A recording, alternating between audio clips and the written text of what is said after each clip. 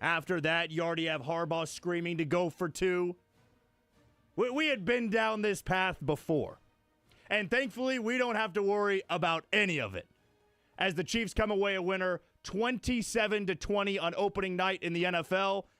They hoist their banner, and they get out with a 27-20 win over the Baltimore Ravens. A rematch of the AFC Championship game for a little bit there in the second half. I don't think you envisioned an ending like this, mainly because Lamar Jackson wasn't really throwing the ball down the field. But that may be, and I'm trying not to be a prisoner of the moment, that may be one of the most exciting endings I can remember in the Patrick Mahomes era. I mean, a matter of inches where a toe is just on the line. And by the way, what a performance by Likely. Travis Kelce and Mark Andrews kind of non-existent in this game, but wasn't he something else? Wasn't he something else? But just a toe out of bounds from maybe walking away a winner in this one and having Lamar Jackson go 90 yards to beat the Kansas City Chiefs for a second straight year on opening night in the NFL. Going to open up the phone lines here, 913-381-0810. That's 913-381-0810. I'm sure we got a lot on our minds after this one. Your heart is still pounding. You're sweating. Your heart may be in your throat, for that matter. I know everybody here in the studio, myself, Dylan, Kyle, we're all screaming in the studio when that happens. And in fact, when the ball was caught by Likely, Dylan goes, okay, we all know what's happening from here on out. And I can't blame him, because I was thinking the exact same thing. My mind went to that game against the Chargers, the final year of Phillip Rivers. The touchdown at the buzzer, the two-point conversion where there was a mix-up in the secondary, and Mike Williams left alone in the end zone. It just had that feel, didn't it? But glad we don't need to worry about it. We don't need to worry about it at all, because he was out of bounds. He was out of bounds, and you can go to bed at night happy. Go to work tomorrow happy, because we never have to know what that two-point conversion would have looked like as the Chiefs hang on to win 27-20 on opening night in the NFL. Okay, we got the phone lines blowing up here. We are going to go to Gary here shortly as soon as Dylan gets done on the phone over there. We'll have plenty of time to get to everybody's thoughts here. 913-381-0810. That is 913-381-0810. All right, we are going to go to Gary here. We've been keeping him on the line for quite some time. Gary, do you read me loud and clear? Yes, I do. What's on your mind, my friend? Well, I think the defense has a lot of things they need to get back to the drawing board. I know that was Lamar Jackson on the other side, but I think they were trying to turn him into a national hero tonight. The linebacker play was horrible, to say the least. You had a couple plays from Chenal, but Nick Bolton looked like he didn't even belong out there. And George Karlaftis needs to discover a high motor doesn't make up for athleticism and speed. The defensive ends did a horrible job tonight keeping him contained. They were going upfield every time they were trying to rush the passer, and he was just blowing right by him because they couldn't keep any kind of contain. I like Karlaftis. I think he's a great guy, but he's more of a guy you want to play against a pocket passer, not against a mobile guy, because he's not athletic or quick enough to play against those guys. And the linebackers, the lack of athleticism showed tonight in their coverage against Likely, and Justice Hill had a couple of big plays in that game. Spagnuolo's got a lot of work to do. I just don't like what I saw defensively tonight. And you've got Joe Burrow coming to town in 10 days. And like I said, thank God he's a pocket guy, because the lack of speed and athleticism at linebacker and on the edge really, really showed tonight. I think that's a big part of the reason why we saw Chris Jones landing up outside a lot tonight. But the run defense was good tonight against Derrick Henry. But the way they let Lamar run, and on that final drive, Steve Spagnuolo playing back like that, it bit him in the butt big time. He should have been up jamming those receivers, making it hard for them to get off the ball, because he was playing back so far. He was a toe away from costing his team this game tonight with that final series that he had. And the defense has a lot of work to do. And I know that they've had some attrition, but I think maybe by the end of the year we're going to wish we had kept Willie Gay and got rid of Nick Bolton. But I know Bolton's under contract. But, man, the linebackers and the defensive ends tonight were horrible. If you could talk about that, I'll hang up and listen. All right, appreciate your call, Gary. And Look, I think the defense, it wasn't great on the final two drives, but for the most part, they did their job in the first half. After that opening drive, I thought the defense did a lot of things well. They had really brought everything in front of them. Lamar Jackson was barely able to throw the ball past the line of scrimmage. I mean, some of the stats out there were mind-boggling. But eventually, Baltimore got rolling. Let's not forget the fact that Lamar Jackson is still a very dynamic quarterback, and there were times that he exploited a lot of the weaknesses of that Chiefs defense. But going into tonight, I thought that the secondary was going to have a little bit of issues because they hadn't really had a number 2 cornerback emerge in training camp or a number 2 cornerback emerge in preseason. You'd hope Jalen Watson would do so, and it seems like that is the pick moving forward. But we saw Joshua Williams make a couple of big plays. And on that final drive, right, Steve Spagnuolo playing back, I think you kind of have to in a spot like that because the Ravens don't have timeouts. You were playing against the clock at that point, and you don't want to get burned deep. Now, it did happen. There was a little bit of busted coverage, and Rashad Bateman had one hell of a catch in that final drive. But overall, I don't walk away feeling awful about the defense as a whole. I thought Leo Chenal did a lot of fantastic things tonight. I thought Trent McDuffie, after that opening drive, did Trent McDuffie things. There were some moments with the safety group, Justin Reid, Chamari Connor, Brian Cook, where there were some bad angles, some missed tackles. But I might just be able to chalk it up to week 1 and also playing a very dynamic offense. I mean, they shut down Derrick Henry. Let's not forget that there. I mean, Derrick Henry going into this game was a huge point of emphasis for both sides, really. Baltimore wanted to come in, establish the run. Kansas City knew to beat Baltimore, you have to stop the run. Now, Lamar Jackson, when he runs the ball 16 to 17 times, I'd imagine you're going to see a stat line like that. You are going to see 115, 117 yards because he's hard to bring down even if you have a spy on your defense. But thanks for the call anyway, Gary. Let's go to boxing fan Richie. What's on your mind, boxing fan Richie? Let's get positive, Kansas City. I know defense struggled a little bit. It was Lamar Jackson and Derrick Henry. We are back-to-back champs. Let's look at the positive. This was an amazing game. I know we have work to do, but come on. Let's not be spoiled with this back-to-back. Let's get it, Kansas City. Let's be a little bit more positive with these phone calls, please. Love you, KC. I appreciate the phone call, Richie, and appreciate the positive vibes. I mean, after all, they won the game. They won 27-20 against likely the second best team in the AFC until maybe our opinions change next week when the Cincinnati Bengals come to town and you see Joe Burrow, you see T. Higgins, you see Jamar Chase. It may only last a week, but we all know Baltimore is going to be there in January. They're going to be a team you're going to have to worry about. And going back to last year, remember how we all felt after the Lions came into Arrowhead and walked away a winner? You felt pissed off. There were a lot of mistakes. Kadarius Toney not catching the football. There was a pick six. But Travis Kelce and Chris Jones also weren't available in that game. Tonight, I walk away feeling great about the offense. How can you not? I mean, 27 points, and you still felt like you left a lot out there on the board. There's a bad pick by Mahomes when they had a chance to maybe put that game away early on, to double dip before halftime. There were a couple of bad decisions, some bad play calls. That happens over the course of 4 quarters. Punting on 4th and 5 when you're in Baltimore's territory. I'd rather just put the ball in the hands of the quarterback and Patrick Mahomes because you only gained, 20 yards of field position? There were moments that I think you can point to and be frustrated about. But as Richie said, let's be positive about a Week 1 win. It doesn't really matter in the end how you got the win. It's all about stacking W's. And we know how difficult this beginning stretch of the schedule is, even if they lost tonight. I don't think you are feeling a sense of dread. If Baltimore comes in to Arrowhead and wins at the buzzer, wins on a 2-point conversion, you're pissed off. You're not going to work happy tomorrow.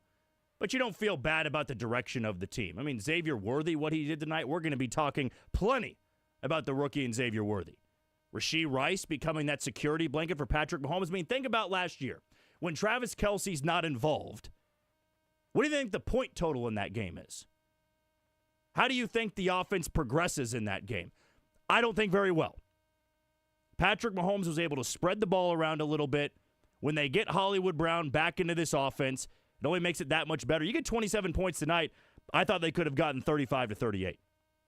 They looked smooth at times, and I thought they shot themselves in the foot numerous times in this game. Let's go back to the phone lines. Look like we've kept Rodney waiting a little bit too long. Rodney, apologize for that, but what's on your mind? You got us, Rodney? Yeah. What's on your mind? I would say you took half my points there because right. Because I think Andy Reid, I'm pretty sure when Patrick Mahomes and that offensive staff look at the tape tomorrow, they left a good 27 points on the game. On the field. They left it there. The touchdown pass to Xavier Worthy, the camera caught Mahomes' eyes wide open, like, yo, wow, he's wide open. Yes. And I guarantee you, Matt Nagy is when Mahomes go back and look over the film, that wasn't the only time Xavier Worthy was wide open. He's been cooking that defense all game. And I think it's like, okay, we have to adjust it. Shannon Sharp mentioned on Twitter about Rashee Rice's slant route. They call it a Zorro. Mm-hmm.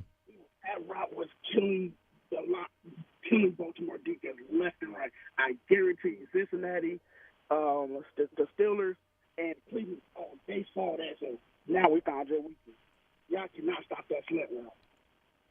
To me, I think the defense did decent. Come on now, you're going to get the two-time MVP. And look at the Ravens defense. They couldn't really stop Mahomes, really. So, at the end of the day, it's Lamar Jackson. A win is a win. This whole entire season, it doesn't matter if we win by 2 points, 3 points, or 15. A win is a win. It doesn't matter. And we are getting everyone's Super Bowl chance. Lamar Jackson was pressing the whole entire second half and still couldn't score in the third quarter. He was even pressing even hard in the fourth quarter. So, these teams are coming in here to press. So, to me, I think if I give the team a good B+, A-. That's what I do. But I want to give – I know people might see differently, but I'm going to give big props to Kingsley. Kingsley did a great job over there at the left tackle position. Okay, yes, you gave up a sack and 2 pressures. If someone was to say that was his stat line for the game against that defense, all pro. I'm giving it to you. Because, first of all, that is difficult. The stuff that you was facing, come on now. I think people have to understand, look at who we're facing. We're not facing no scrubs. We faced them in the AFC Championship game, for God's sake. We're not facing no scrubs. We're not facing the Carolina Panthers here. We're facing a championship qualifying team here. A win is a win, no matter how you did it. We stopped Derrick Henry. We're not going to stop Lamar Jackson, just like no team ain't going to stop Patrick Mahomes. And I think you hit the nail on the head. They put up 27 points without Hollywood Brown. I guarantee you Andy Reid is going to look at Hollywood Brown and ask him, are you 100%? If you stutter or hesitate to say yes, I'm going to sit you for Cincinnati because now you just became my secret weapon. If I can do this without Hollywood Brown and Kelsey not having a big game, y'all in trouble. Oh, Xavier Worthy, I'm going to say it, and this is my last point. Xavier Worthy is Tyreek Hill 2.0, and he's going to be dangerous. He just made himself known. I'm going to leave it right there. Thank you. I appreciate the phone call, Rodney. Love the optimism there. And it's hard not to feel so fired up about Xavier Worthy tonight. I didn't know how involved he was going to be. You thought a couple of gadget plays, he'd be out there. You thought a couple of the end arounds, he'd be out there. Maybe involved in special teams, but he was the star of the show. I put this out there on Twitter tonight. How did the NFL let the Chiefs get Xavier Worthy? How? I don't know how Buffalo let Worthy get to Kansas City. That's an exact type of receiver that they go after. And if the Chiefs go after him, and they've been targeting him, there's obviously a reason why they're targeting him. And yes, Brett Veach has missed on a couple of wide receivers before, but this is back-to-back years now. A rookie wide receiver that he's taken has exploded in game one. And Rashee Rice was able to take that explosion in game one against Detroit and really just take that momentum into week 2, week 3, week 4, week 5, and so on and so forth. Hoping the same thing for Worthy. All right, Jerry's been waiting for a long time here to come on the show. Jerry, appreciate your patience. And what's on your mind after a Chiefs 27-20 win over Baltimore? I wanted Kansas City to know, even though I'm a nobody, St. Joe loves Kansas City, the teams and the city itself. I've had great experiences in Kansas City from when I was a little bitty kid. I'm 58 now. I was positive, like Richie, the boxing fan. I hope his dad's name's Steven, but I don't know that. But anyway, if you know what I mean. But anyway, I heard Tony Dungy and Rodney Harrison at the beginning. I watched it on Peacock with my brother. And when I heard Rodney Harrison refer to Xavier Worthy as the skinny guy, I wasn't sure. My brother told me about it, and I thought it was pretty disrespectful. I don't know. I don't want to take it out of context how he meant it. I just dislike Rodney Harrison and Tony Dungy. They give no credit. They give no hope for Kansas City anytime ever. These people have all been proven wrong. And Dylan knows I called Dylan last year and thanked him for being the only one that picked Kansas City to beat Baltimore. Even though the other guys, I gave them a free pass. That's fine. I like Jason and Josh, or what's his name. I don't know if you guys even bring him up anymore. But the thing I had yesterday with the Royals, because that's the only time I've talked to you, Jack, is about the Royals. Mm-hmm. I thought it was great that the old guys came through for the Royals last night and the young guys came through for the Chiefs tonight.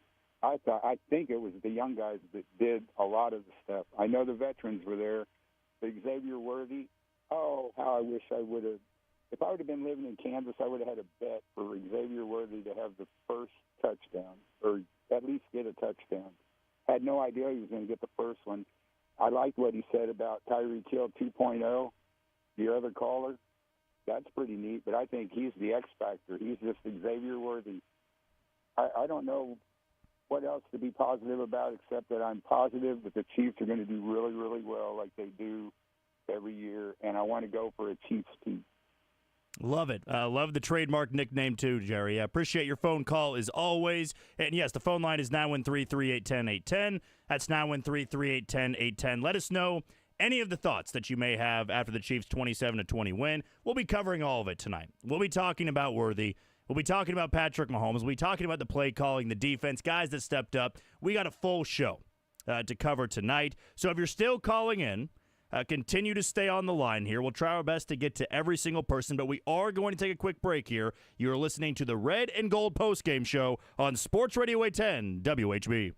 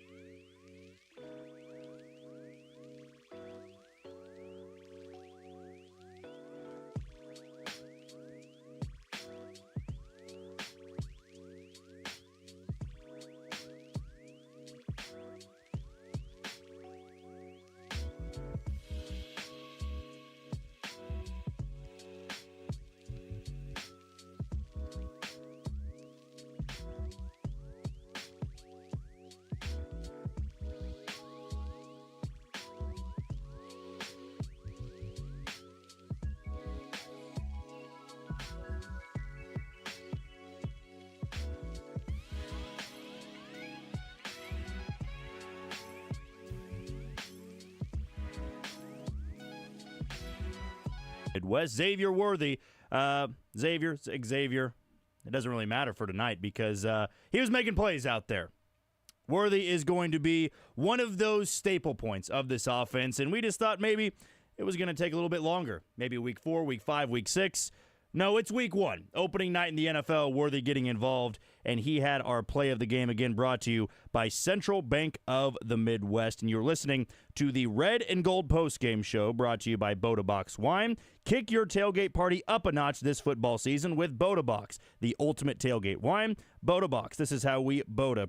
Please drink responsibly. Sponsored by Boda Box Vineyards, Manteca, California.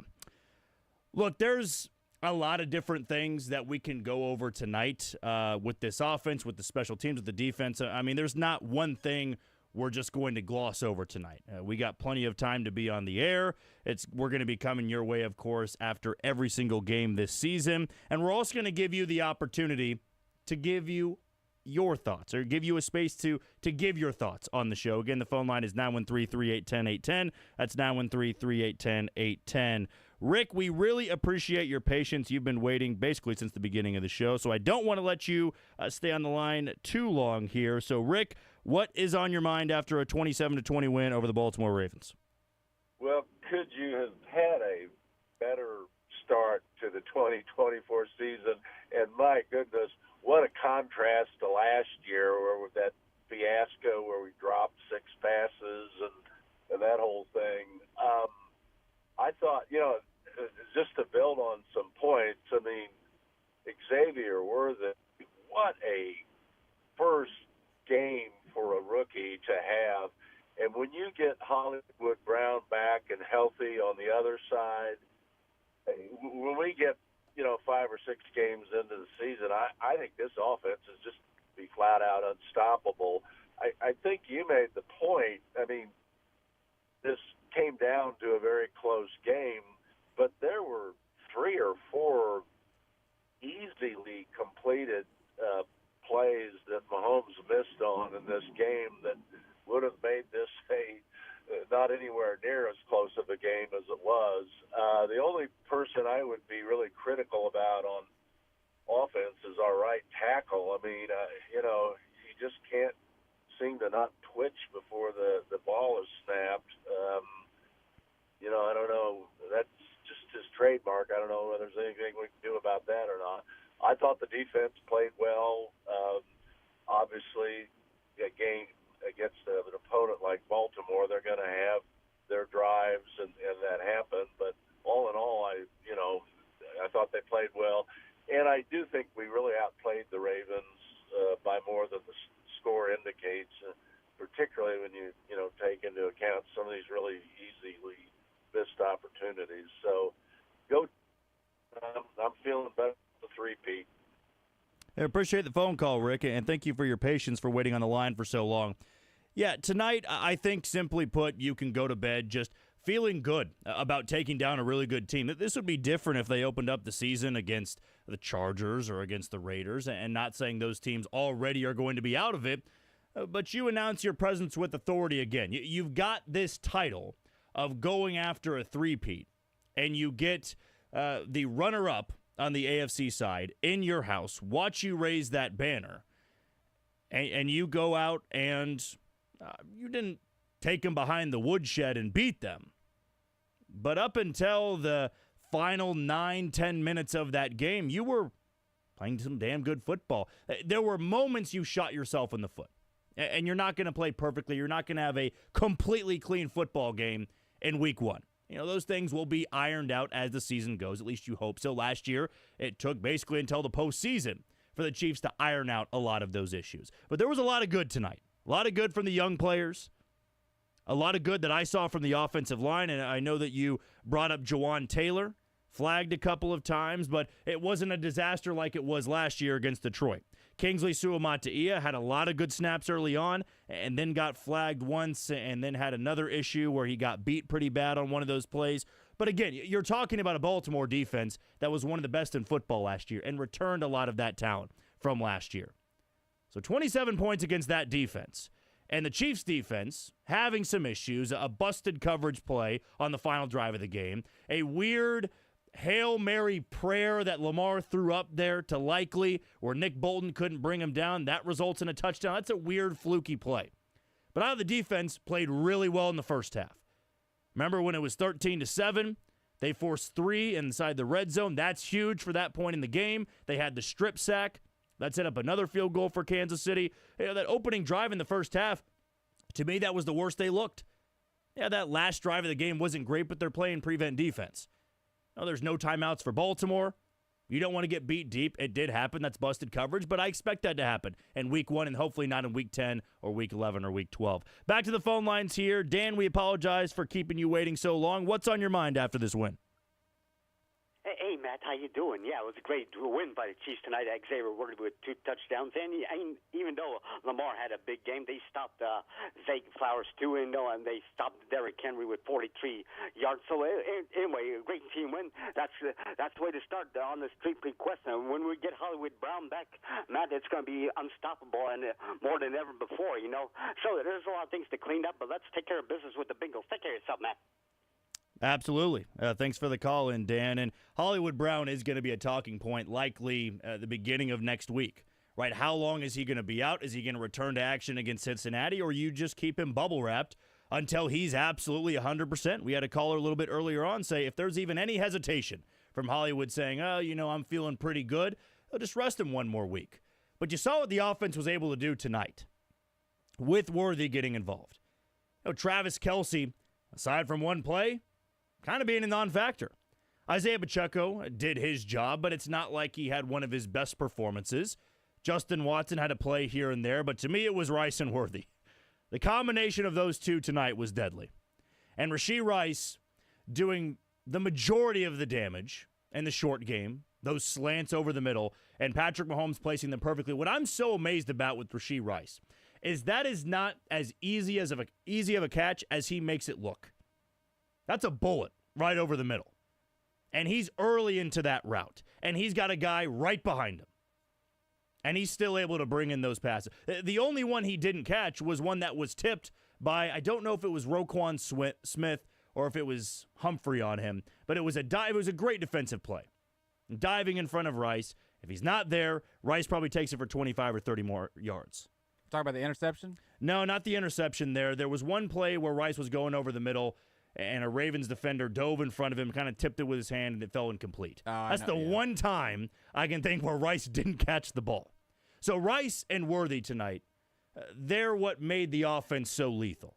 And Patrick Mahomes had his misses, had his mistakes. The offensive line had their mistakes, but 27 points is good enough to win you a lot of football games. And you can only imagine what it's going to look like once Hollywood gets incorporated. I was even surprised to see Juju and Pirine out there so early on. Samaje Pirine had one play that I think if the ball is placed a little bit better and he doesn't try to one-hand it, maybe he's still running.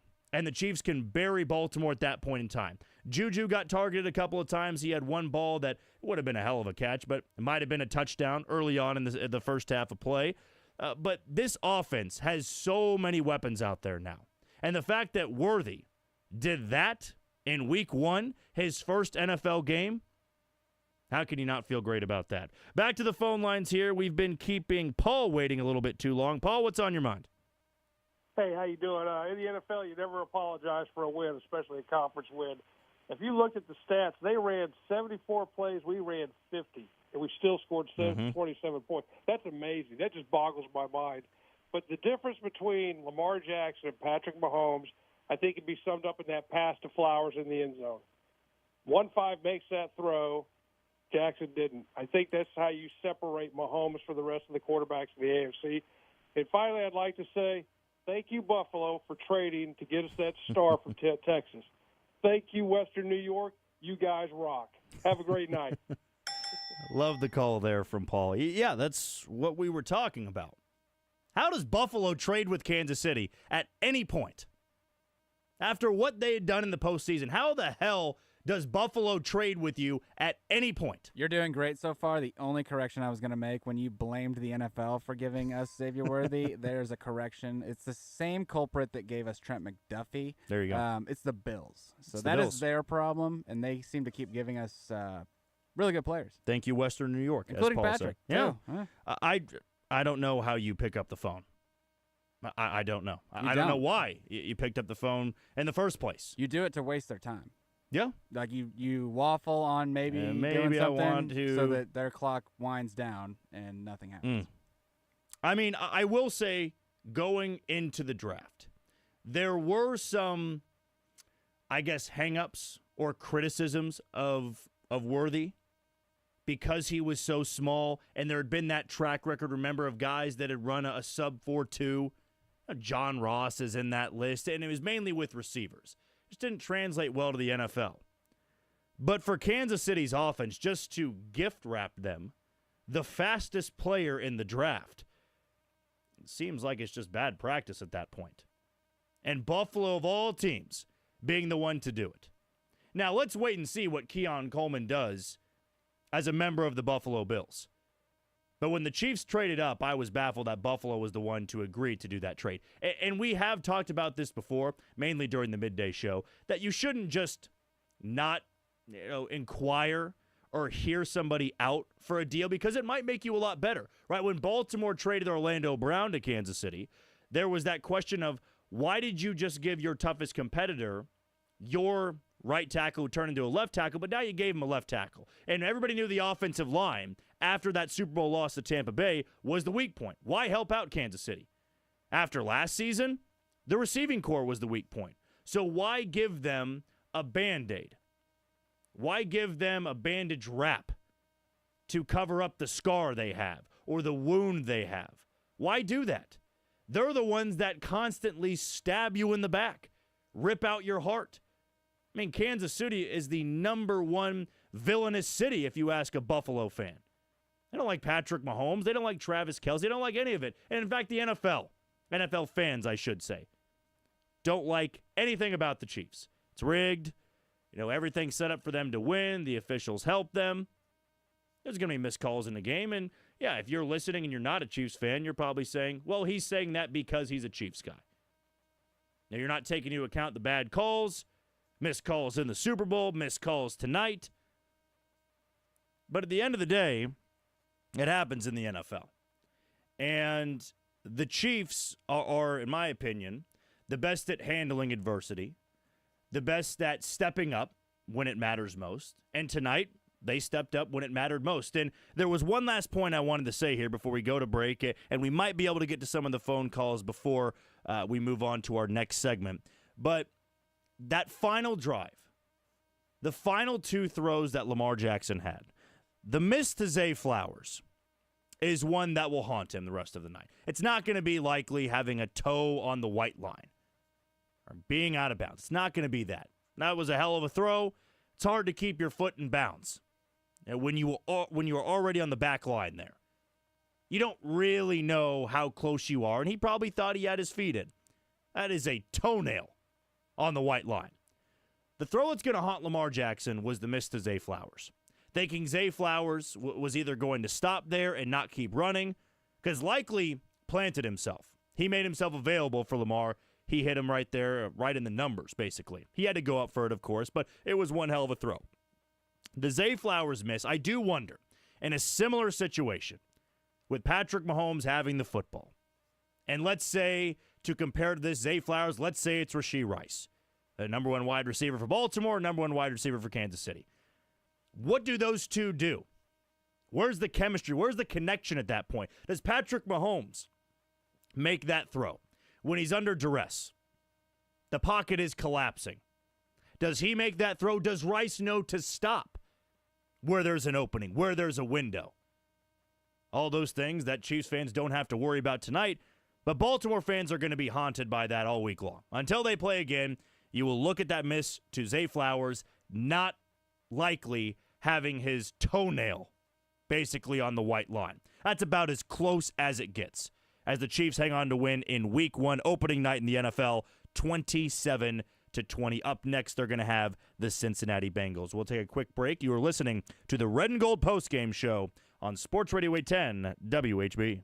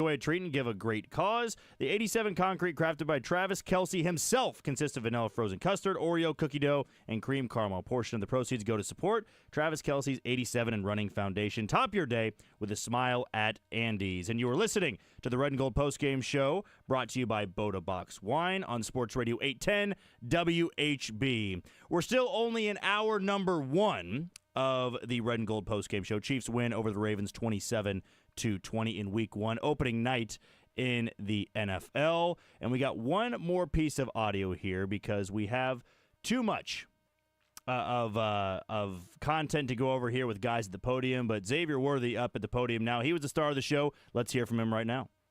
Your first touch and touchdown, that reverse, how much fun that kind of play is for you guys to run and block? Man, it was crazy. We ran that in the preseason. I fumbled, so I mean, it was kind of bad. But just being able for them to have that trust in me, and I told Coach Nagy, I think this player is gonna score, and it happened. So it was just an amazing moment. Just my first touch being a touchdown in the NFL. When did you tell him that? We talked about. We had a walkthrough this morning. I told him this morning in the walkthrough. On your touchdown catch, Pat was talking about the fact that you had the alert on the go. What did you see when you're walking up to the line? If you just kind of go through the progression of that play.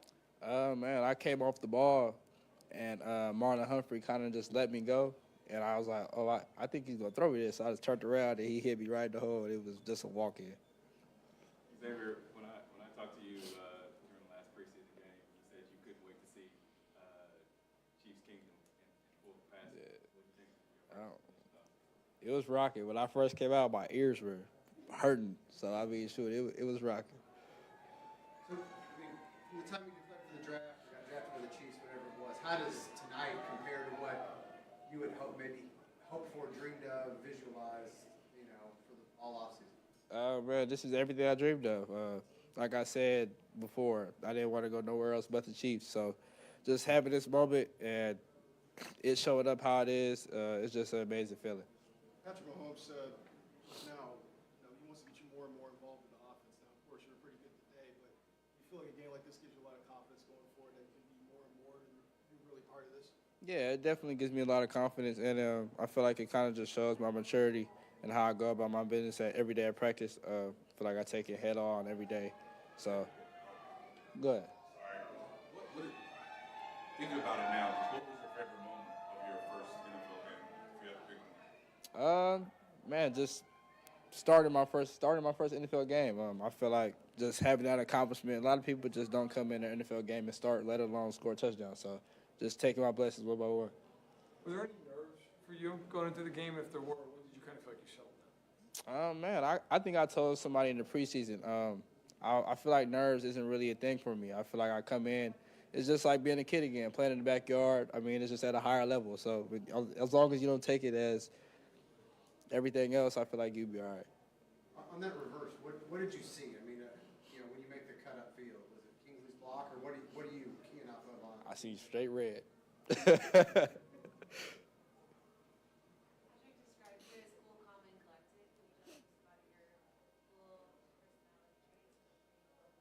Yeah, I feel like I've never really got too rowdy or never too nervous about anything. I feel like I'm just tuned in to everything. I study. I feel like I work really hard and study everything. I feel like as long as you do that, it's nothing to be nervous. You know what you're gonna do based off how you prepare the week. Everybody knows about your speed, but I just wonder, you're doing routes that are for the love of the game or clearing it out for someone like Justin Watson or Rasheed. Do you get as much satisfaction? Yeah. That you're affecting the defense without having to touch the ball? Definitely. I feel like if my guys eat, I eat. It's a team effort. As long as we win the game, I'm perfectly fine. What were you seeing on the last play of the game from your perspective? I mean, obviously it's a matter of a millimeter. What were you looking at? Man, that was crazy. Lamar, he's real different for that one. It was just a crazy play. Happy that he was out of bounds. He was out of bounds by a centimeter, so it's crazy. Anything Pat tell you during the game that you'll sort of remember of this being the first NFL game you had? Nah, all Pat said was keep going. What are you going to do with the first touchdown football? I'm going to put it up. I'll probably give it to our mom. My mom will probably put it up in the house.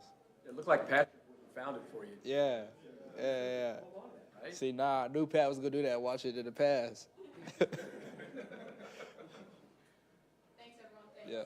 Appreciate y'all. And that was Xavier Worthy after his absolutely phenomenal rookie debut in the NFL. 2 touchdowns in this one. Electrified the crowd on the first touchdown of the game. Looks like we also have Chris Jones coming up to the podium, so let's hear from him now, too. He was able to fly around, play a lot of plays in the first half. Close game. I think we got to look at film, correct some MEs and some errors that we had on defense. But overall, it was a tough battle game. You know, Baltimore Ravens, Derrick Henry. We knew going in it was going to be a tough battle, so we just thankfully we was able to pull it off. Yeah, we saw your celebration after the strip sack. What most pleased you or got you excited about making such a highlight in that moment? I think as a player, anytime you make a play, it's a lot of emotions, a lot of excitement. So most of the time, it's just pure emotions, pure excitement. I don't know what I'm doing.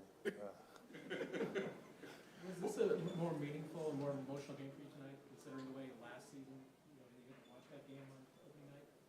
I mean, anytime I play, I play with emotions. I play meaningful. I don't think no game is different, you know. Even though I ain't played first game last year, you know. Let's put the past behind us, okay? What did you think of the job Leo did being asked to spy Lamar Jackson? He did a really good job. I mean, we ask a lot from Leo. We ask him to play 3-tech on certain formations that we have. We ask him to play rover. We ask him to be an outside rusher. So this just goes to show how durable Leo is for this defense.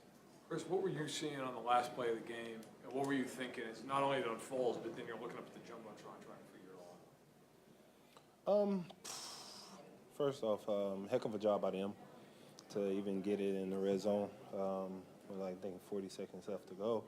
And it's a lot of effort, a lot of grit that was played the last few plays from our defense. And we was able to hold on. We was inches away from going into overtime first game of the year. So we knew it was going to be a battle. And it was an exciting game, man. It came down to literally the end. So, you know, that's a playoff caliber team right there with an MVP quarterback. And we look forward to seeing them later on down the road. How nice as a defensive player is it to watch the offense produce the way it did? Obviously, there were some red zone struggles, but a lot more explosiveness, Worthy with a couple touchdowns. From your side of the ball, how nice is it to be able to say, okay, maybe there's a little bit more of a buffer this year for us than there was last year? Yeah, it's always exciting to see offense put up points on the board, keep us on the sideline, and then give us the advantage to go out and rush the passer. So anytime the offense is scoring, increasing that gap of points, then it gives us the opportunity to do what we love to do as a defense, that's rush the passer. Chris, is there a love-hate relationship to trying to get the most elusive guy in the league, but also a love for when it actually does happen, when you actually do get him? Or is there just one emotion that you feel more than the other? I think it's more excitement with that. You know, we know how hard it is going to be to bring him down. So it's like a challenge for us to try to answer that call. We knew he was going to be elusive. We knew he was going to try to make plays with his feet. And our job is to get him down, man. He's tough. He's tough to bring down. So I think it's more so of a challenge that we take upon ourselves. Chris, I want to ask you about Felix. Getting more action than he got last year. Can you tell the work that he put in the offseason? Yeah, I think he's grown as a player. Last year, rookie year.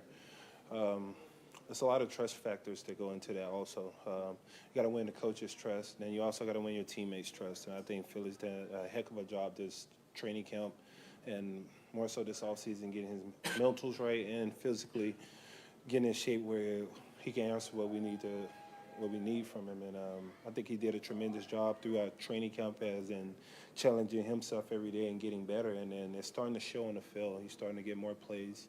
He's starting to show progression, so we just got to keep it up. First game of the season, and towards the end of the game, towards the end of the season, hopefully he's hitting his peak. Is there anything specific that you know? No. Listen, I only can tell him so much, you know what I mean? So I think it's upon Phillips on how good and great he want to be, being consistent every day. So, you know, you only can tell people what to do so much. what they do with themselves, their own time, when they're alone, away from the building, away from their peers in the building. So. Hey, Chris, did you learn anything particularly significant about your team tonight? Nothing that I already didn't know. That we're gritty. We're always fighting. We're always clawing. No matter how close or far the game is away from us, we always got a possibility. Thanks, Chris. Thanks, everyone. Thank you, guys. There he goes. That's Chris Jones. Certainly was a game wrecker tonight on the defensive side of the ball for Kansas City.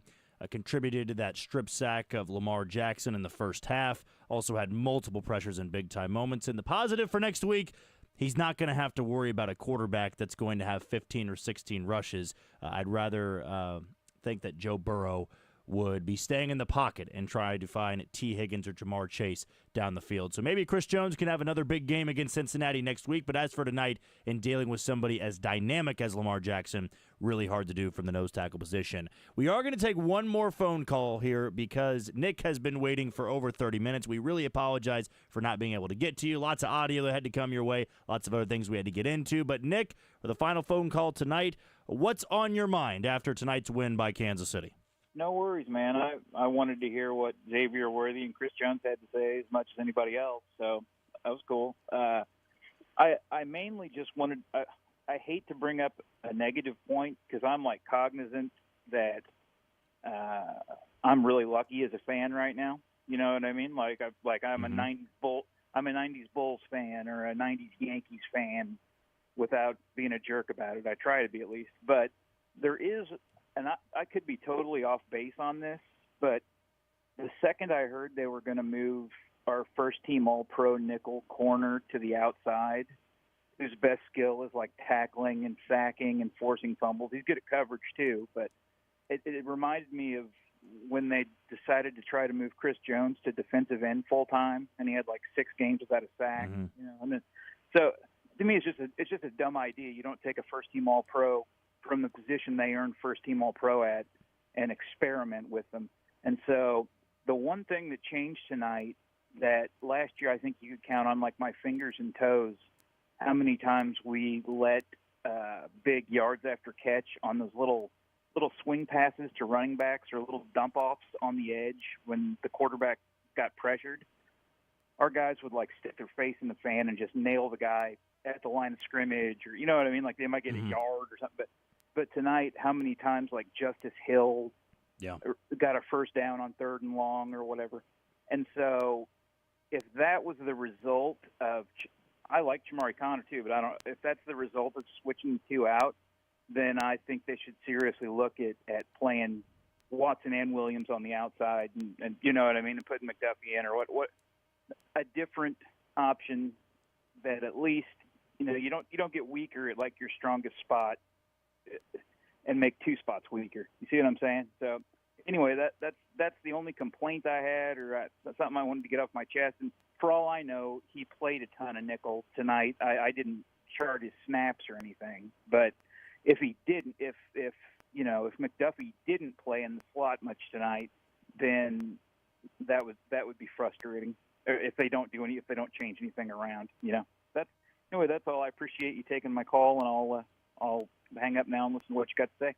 Absolutely, and thanks for all your patience there, Nick, because, look, I think this defense is working through a lot right now, mainly because that problem in the secondary of who is the second cornerback, right? Jalen Watson had to be worked through the preseason, had to get a little bit more of the reps in the preseason finale against Chicago because he had been banged up. And I think those injuries really were a problem in training camp, so they couldn't really, I guess, leverage somebody else to the outside and say, okay, well, we're going to keep Trent McDuffie at the nickel and then play Jalen Watson outside or Joshua Williams because those guys were struggling to even prove that they were the number 2 cornerback. And maybe this was a conversation they had when thinking about bringing back L'Jarius Sneed or not, that Trent McDuffie had to take on that role that L'Jarius Sneed left because he is the best cornerback. But I do see your point of, it feels like when Chris Jones moved to the outside, moved to the edge position,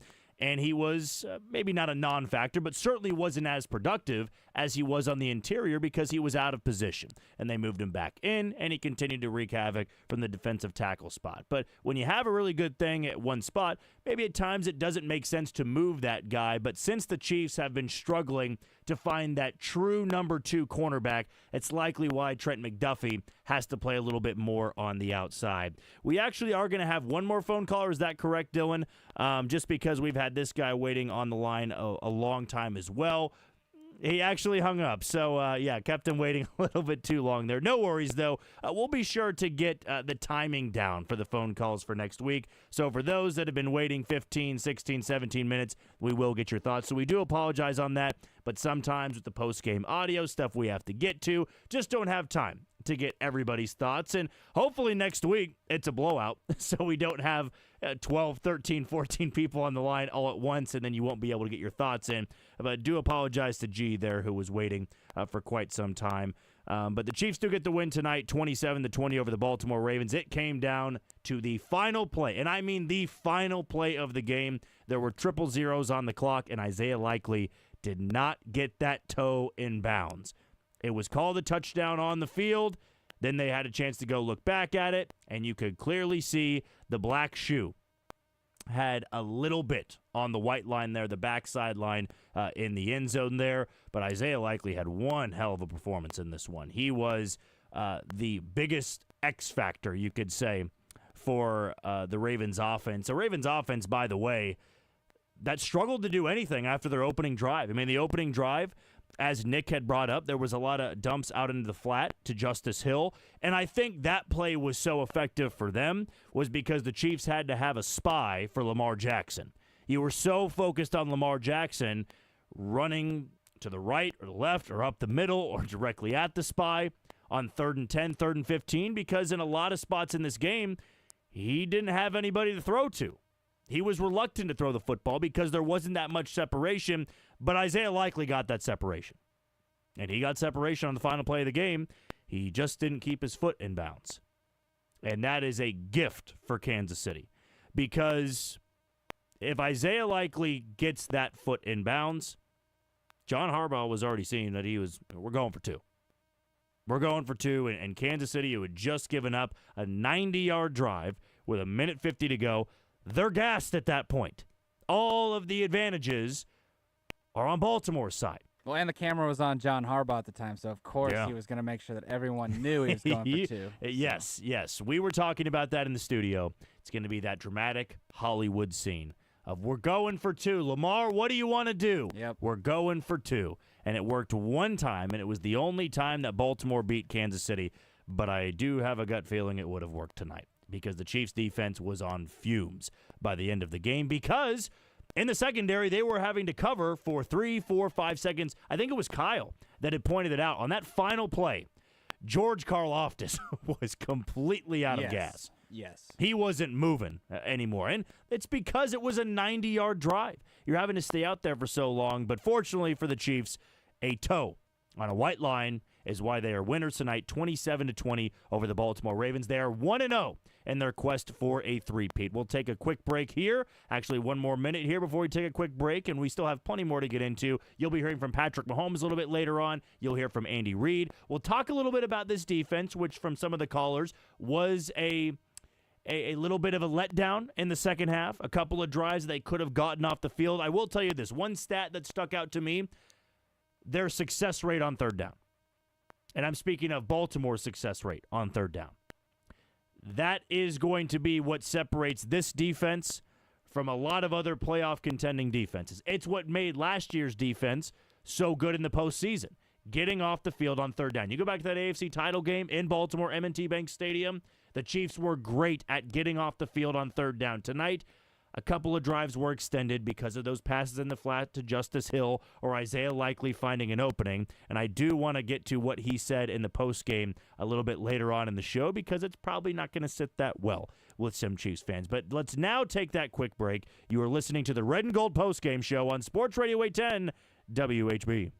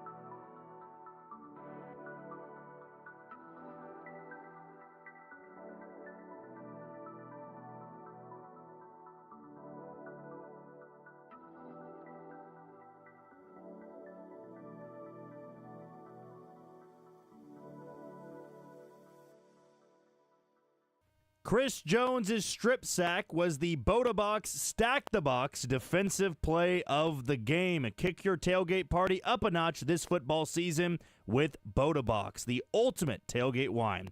Boda Box is the premium boxed wine that wins with wine critics. Boda Box, this is how we Boda. Please drink responsibly. Sponsored by Boda Box Vineyards in Manteca, California. We heard from Chris Jones not too long ago, right here on the Red and Gold Postgame Show. Again, brought to you by Boda Box Wine. Chris Jones, year in, year out, game by game, just has a moment like that.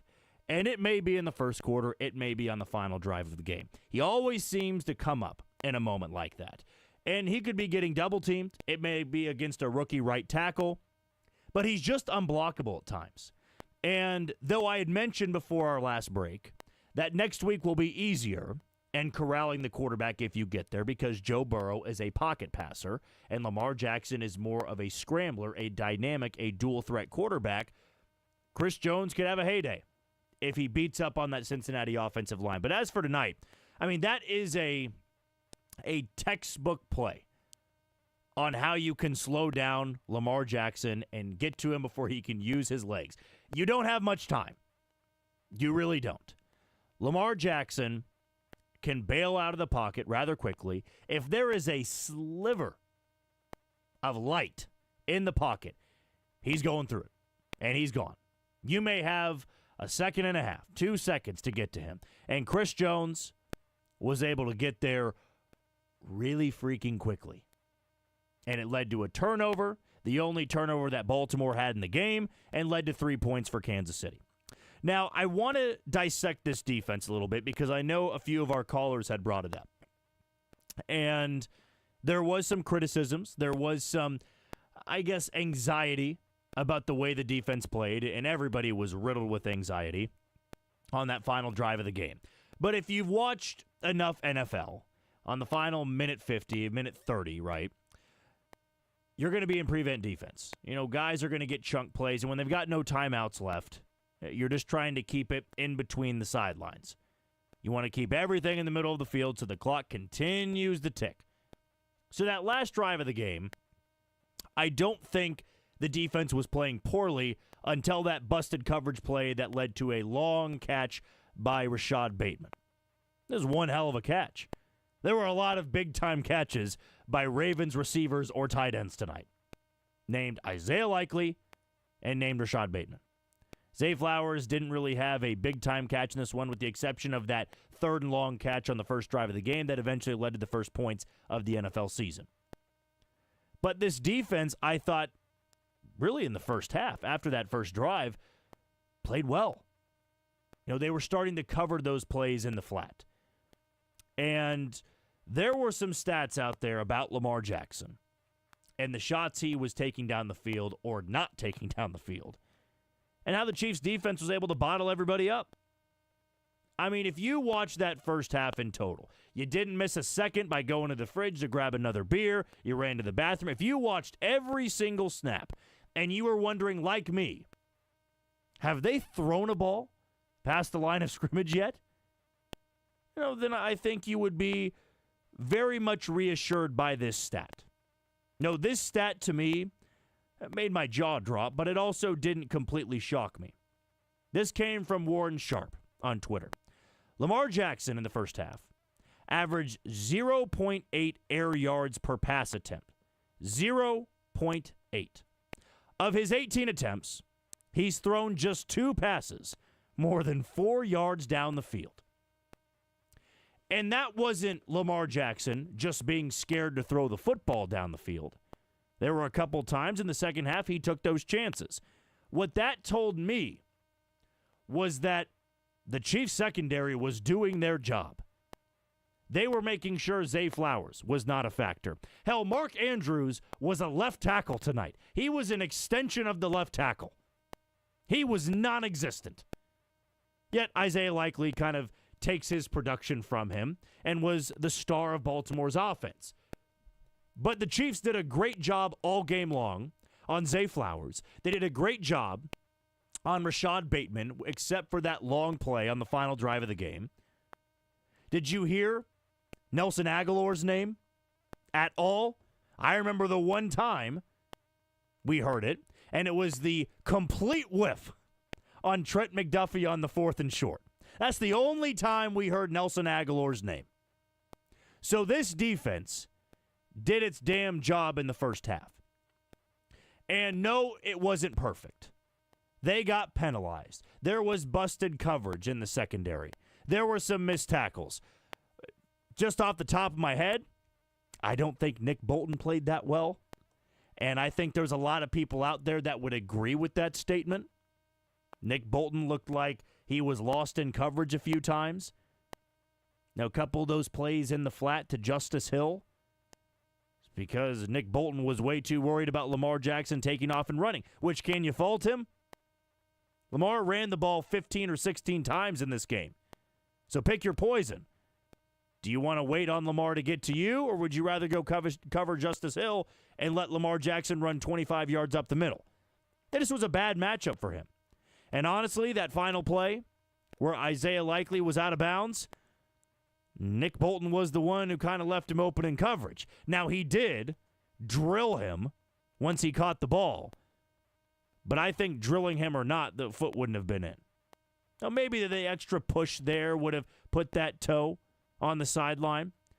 But Nick Bolton, just off the top of my head after the initial watch, I haven't gone back and watched it yet, I don't think he played that well. But I also don't think it was a great matchup for him. Leo Chenal stepped up in that sort of production role for Kansas City in the linebacking core. Multiple times he was athletic and quick enough to get to Lamar Jackson before he got to the edge, before he got to the second level.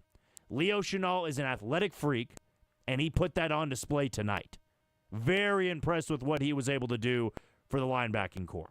Justin Reid had a couple of big plays in the secondary. Missed a few tackles, but had one hell of a stick on 3rd and short. That was on the Ravens' 3rd drive of the game. Might have been the 2nd drive of the game, if I'm remembering correctly.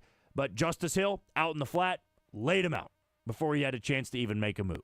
And that's what Justin Reid is there for. Hitting guys hard, being able to go from sideline to sideline, that quickness, and being a little bit of that green dot. I know he's not the green dot of the defense, but have that leadership role, knowing where guys are supposed to be. But they give up 20 points tonight. Could have been 28 if the Isaiah Likely touchdown would have stood, right? Because it was called a touchdown on the field, but it was easy to overturn, and if the Ravens win for 2. But 20 points in that game against a quarterback who's a 2-time MVP winner.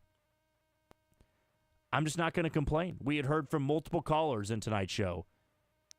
You just stack wins. You're not going to apologize for wins in the NFL, even if you play poorly. You feel good about tonight's win. That's a big one on opening night in the NFL for Kansas City as they win 27-20 over the Baltimore Ravens. We'll take a quick break. You're listening to the Red and Gold Postgame Show on Sports Radio 810 WHB.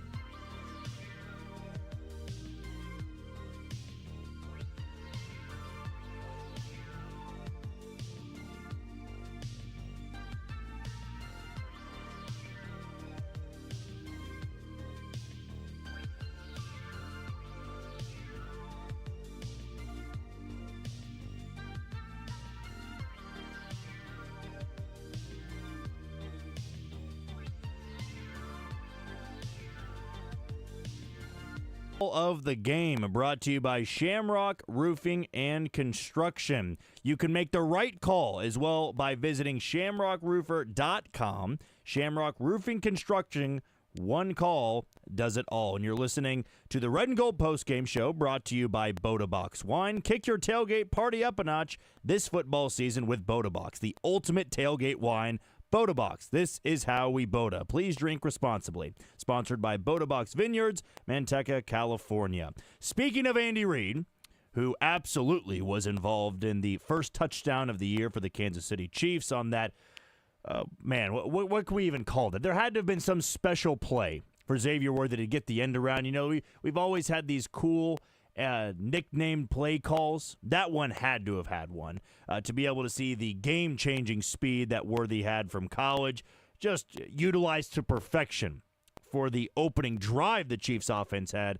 The way they moved the ball down the field, it was just effortless. And to end it like that, it shows you just how explosive this offense can be. But again, speaking of Andy Reid, he had a chance to address the media after the Chiefs' 27-20 win over the Baltimore Ravens. Here is Andy Reid. All right. Great to be here and to give you these injuries here. So we really came out with ourselves in pretty good shape. Everybody that got dinged there a little bit finished. McDuffie, Herring, Mike Dana, and Leo. So they all were able to return and play. Thank you to the fans. They were great today, as they always are. But what a wild environment down there. It was two heavyweights in a fight right down to the end. And when they say it's a game of inches, it might be shorter than that. So, again, defensively, I love the way the guys reached down and pushed themselves through the game. Justin Reed coming up with 9 tackles. Between Felix and our 95, they were able to recover the fumble. Some of these guys didn't have a lot of practice reps, so they had to push themselves as they went here. So 95 being one of them. McDuffie, again, big 4th down stop. Leo was all over the place. We had him spying on the quarterback, and that's a challenge in itself. He's really a good football player and moves around quite a little bit. Watson, again, had 8 tackles and a pass break up there. Offensively, I love when we can mention Lynn Dawson. What a great player he was, and Pat was able to pass him up for the all-time yardage mark, but that's not taking anything away from Lynn. He's a spectacular football player. Our number 4, Rasheed, had a big night, so no sophomore slump there. And then Pacheco, this thing goes on and on here. Pacheco had 45 tough yards. That's a physical football team, and he battled through that, and he ended up with a touchdown there. And then Xavier coming out as a rookie and having a touchdown, a rushing touchdown and a receiving touchdown. That was beautiful. So, and then finally, Ariza, our punter, had a good night. So welcome to Kansas City, and you sure did a nice job. Anyways, with that, time's yours. And that was the opening statement from Andy Reid after the Chiefs' 27-20 win over the Baltimore Ravens. To begin the game, it was a little bit of an emotional night. There were a couple of people that they were honored at Arrowhead Stadium, a couple of people that had passed. You probably saw on the broadcast Jacoby Jones, the Ravens offensive line coach, also the life that was lost in the shooting downtown Kansas City during the Super Bowl parade. So a very emotional night to begin the game. And also an emotional night for Andy Reid, who was wearing a pendant of a family friend who had passed away. Here's what Andy Reid had to say on that. Yeah, this is a gal that passed away, just a friend. So I thought I'd throw it on there so you'd ask that question. Good lady. She just gave birth and then passed away right after she gave birth. There's something special. What was your relationship?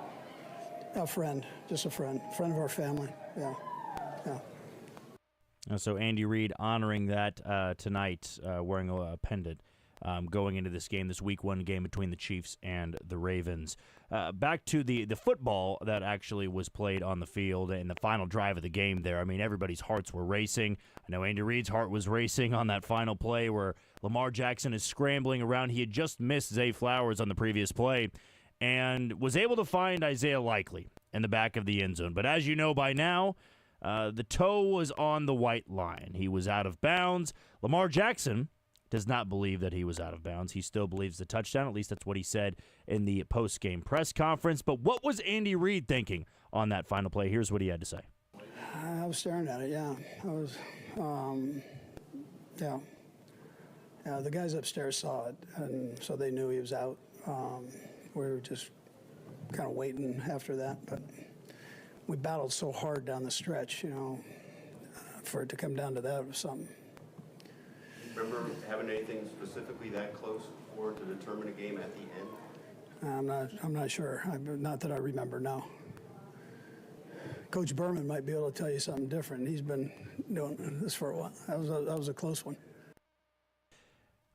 I know that Andy Reid's never going to sound too enthusiastic about a play like that, but we all know he was sweating it out on that final play. How could you not be? You're not human if you're not sweating out that final play that the Ravens had there, where it was just a toe out of bounds. You've heard me say that about 400 times tonight, whether you are listening on the car ride home, you're back at your house, or you're watching on the Twitch stream. You've heard me say the toe, the toenail, the pinky toe out of bounds was absolutely a blessing for Kansas City's defense and the Chiefs as a whole tonight as they hang on for that 27-20 win. Now, one of the unique plays of tonight was a play that could have been blown dead.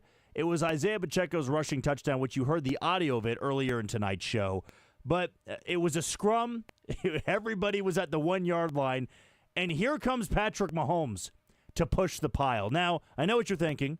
He's a gritty football player. He's going to do everything he can to win. But this is the same quarterback that Andy Reid still won't call a quarterback sneak for because of the injury he suffered at Mile High Stadium a few years back that made his kneecap go on the side of his leg. So what did Andy Reid have to say about Patrick Mahomes pushing the pile in a moment like that?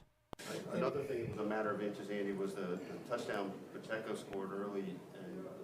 But I wondered how much you designed that for Patrick to run in there to push the pile. And yeah. How you felt about that. Yeah, just I was hoping to keep his legs out of the way.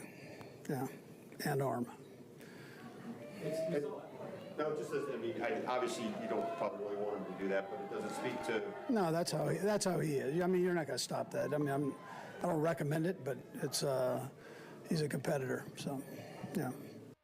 Yeah, the interesting part about that is when you're dealing with a competitive football player, it doesn't matter if they're a football player or basketball or baseball, guys are going to have their competitiveness take over in a moment like that, and I don't think there was any part of Patrick Mahomes' brain in that moment going, I probably shouldn't go push the pile here. I don't want to get hurt because of what happened to me years ago when my kneecap was on the side of my leg and a quarterback sneak. I don't think he thinks about that, to be honest with you. And even though it was a scrum and Isaiah Pacheco, of all people, was probably still pounding his feet into the grass to get into the end zone, I mean, it's not an ideal situation, as Andy Reid had brought up. But what are you going to do, run on the field and tell him not to? No, he's going to do everything that he can to push the pile. And we're so soon to forget that Patrick Mahomes is, 6'3", 240? No, that type of weight can get somebody into the end zone. He's not 5'10", $150. He's not Xavier Worthy's size. No, he probably was a contributing factor to getting Isaiah Pacheco into the end zone and giving the Chiefs a 20-10 lead at that point in time. Now, speaking of Isaiah Pacheco, there's all the jokes out there about what he runs like. He runs like he bites people. He runs like he's mad at the ground. He runs like he's trying to stomp out fire. What does Andy Reid think about that type of energy that Isaiah Pacheco brings to every single game? Yeah, no, he's a tough kid. And, we're lucky we have a couple, 3 running backs that are kind of tough nuts. And so we're able to put guys in that are also hard runners. And that helps when something happens like that. But Pacheco, we all follow Pacheco's energy. He's the Energizer Bunny out there.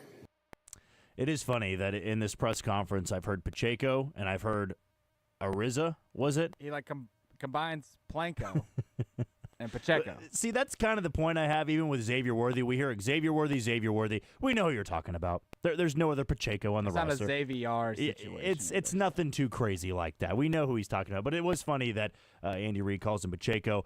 There was one moment in the game that it did put a little bit of fear into my nervous system, if you will, or my mental capacity was feeling a bit scrambled in a moment like this, and I was overtaken by nerves, was when Isaiah Pacheco was down on the sideline. He had just had a run. I want to say it was to begin the second quarter. I might have that mixed up, but it didn't look like a weird tackle. It didn't look like he got twisted up too badly, but he's on the sideline, and he's in a heap. He's on the ground. And you think, oh, no, what could have happened there? And before I even have a chance to ask anybody else if they had seen it, or I could take to Twitter and see if I had an answer, he's already back out there, taking another snap. I think it was a draw the very next play, and he's out there. And that's what Andy Reid's talking about. He's such a tough player. He's such a tough runner. I know that I wouldn't want to be in front of him to try to tackle him. And I'm not 6'2", 240 like some of the guys out there. Isaiah Pacheco is a tough running back to bring down, and he brought it up. They got 3 guys out there that can be tough to bring down, and Carson Steele and Samaje Perine as well. Now, the passing game, I did think, with the exception of Patrick Mahomes' bad interception, which to me was because he was getting wrapped up. It probably got his arm hit in a situation like that, and he was picked off. I thought the passing game was pretty efficient, pretty effective. Rashee Rice had a big game. Xavier Worthy had a big game. And to do that when Travis Kelce didn't really have a Travis Kelce-like performance, thought it was very good. But what did Andy Reid think on Patrick Mahomes' performance tonight and how his receivers and tight ends were able to get open? Yeah, we did some good things. There'll be some things that we need to work on, but I thought Nags put together a good game plan. I mean, the stuff, there was a lot of stuff there. We were just that tip ball at the end. We had a chance right there to kind of close it out. That kid made a great play. He was spying Pat, and we get that one, and we're off the field, and the game's over. So, but anyways, other than that, I thought there were some good things. There's some things we need to work on. And one of those receivers was the guy we've been talking about all night long, and Xavier Worthy. The end-around play was explosive. That's what you drafted him for. And then I remember in one of our first shows here on the Red and Gold Postgame Show, Xavier Worthy had a big-time catch when it was busted coverage. He beat somebody one-on-one. There was no safety help over the top, and he was able to haul in that pass, but he couldn't stay up. He didn't stay upright. Tonight, he wins the one-on-one. There was no safety help over the top, and he walks into the end zone. He was the star for this team offensively, and that's saying something when Rashee Rice had over 100 yards receiving in this game. But Andy Reid did have some thoughts on the impact that Worthy had tonight in the 27-20 win over the Baltimore Ravens. Yeah, he can run, and he's got good hands and smart kid. So he'll keep growing as we go. I mean, he's a competitive little guy, man. He is competitive, and he is a little receiver, but that did not matter at all tonight. I know that was a bit of a concern coming out of the draft, that his size was going to bring up complications when getting separation, when he would have press coverage at the line. He might not be physical enough to deal with some of those NFL cornerbacks. In fact, I remember a conversation that we had with a caller after Xavier Worthy had a big-time performance against the Lions, I think it was in the second preseason game, that, look, when he gets pressed by somebody who's bigger than him, he's not going to be able to get around that cornerback. Or if he gets double-teamed, he's not going to be able to get open, or he might not be that good of a route runner tonight. He silenced all that down. He silenced everything about that. That was one hell of a debut performance. He even had a good grade as a defensive back. Yeah, I mean, he is somebody that can revolutionize the deep threat again for Kansas City. And this is without Hollywood Brown. I mean, I didn't think Xavier Worthy would have this type of performance without Hollywood Brown because he became the number 2 wide receiver tonight. Rashee Rice was the number 1. They took away Travis Kelce's the number 1 pass-catching option, but there was Xavier Worthy with 2 touchdowns in this game, broke free multiple times, just used his legs in every single scenario. Hard to keep up with, hard to keep track of, and certainly Baltimore had their hands full tonight with Xavier Worthy. Now, switching over to the defensive side of things, Trent McDuffie, I thought, had a pretty good performance. And I did think, for the most part, Jalen Watson and Joshua Williams had their moments as the number 2 cornerbacks. But what did Andy Reid think of the play in the secondary? Yeah, you saw 35 make the play. You saw number 2 make the play. Williams make a big play. I mean, these guys, they challenged. They were competitive. They were tired, and they kept bringing it. Both their receivers and our DBs were tired, so we need to get our third down stuff a little bit better. Probably both sides of the ball in particular tonight on the defensive side. But we'll get there. We're right there, just an inch away. So, yeah, I do think it was a good sign that there wasn't a glaring problem in the secondary. I thought that could have been an issue going into tonight. It might be next week because Joe Burrow is going to probably throw the ball 30, 35, 40 times in the game, depending on what the score is. And he's going to be targeting the cornerbacks that are not named Trent McDuffie. You're going to have Chamari Connor in one-on-one coverage. You're going to have Jalen Watson, Joshua Williams. Maybe there'll be some scenarios in the slot where Jaden Hicks has to come up and win a one-on-one, or Brian Cook or Justin Reed. A lot of these guys in the secondary are going to be tested, and they certainly will have their hands full next week when they get a healthy Bengals team. Last time they faced Cincinnati, they got Jake Browning at the quarterback. Now they got Joe Burrow.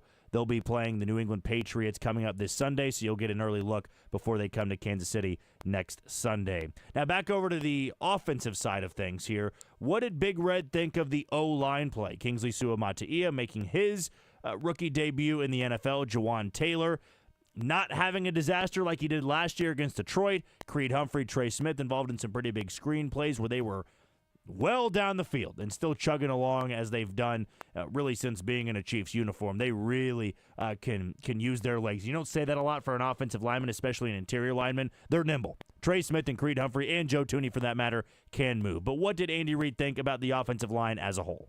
Yeah, we can do better there. But I was proud of the physical play that the guys came out with. Most of the mistakes were, were physical mistakes where you're just trying to battle and they get you. That's a good defensive front all the way around there. So that's a good football team all the way around. But that defensive front is really what they're built on. Our offensive line knew that. I do think there was a lot of positives to take away from Kingsley. I watched that first drive back, and I thought Suamataia looked really good. There were a couple of times that he was left on an island, and he had to win that one-on-one, and that was something I was really taking into account for his season debut. It's not an easy defense to go up against. This is a very stout and physical defense. Andy Reid had said that when going over Isaiah Pacheco's numbers. It's hard to get involved and stay consistent, every single play. You're not going to be involved in every single play. You're not going to have your best snap every single play. But when you're a rookie out there and you're a left tackle for this offense, you have to hold your own. I thought Kingsley Suamataia did just that. And lastly, what did Andy Reid think about the officiating tonight? They clearly had a big impact at the very end of the game, with Isaiah Likely having his toe on the line that led to a Chiefs 27-20 victory. Yeah, well, you saw the officials, they've warned us here now throughout. And they didn't hold back from calling anything. I mean, they were pretty stringent with they were going to nail you. And so I'm glad we were on defense first, so they could get their point across. It helped our tackles. I didn't have to say a whole lot. Right. Okay, thanks, Coach. All right, good. Thank you.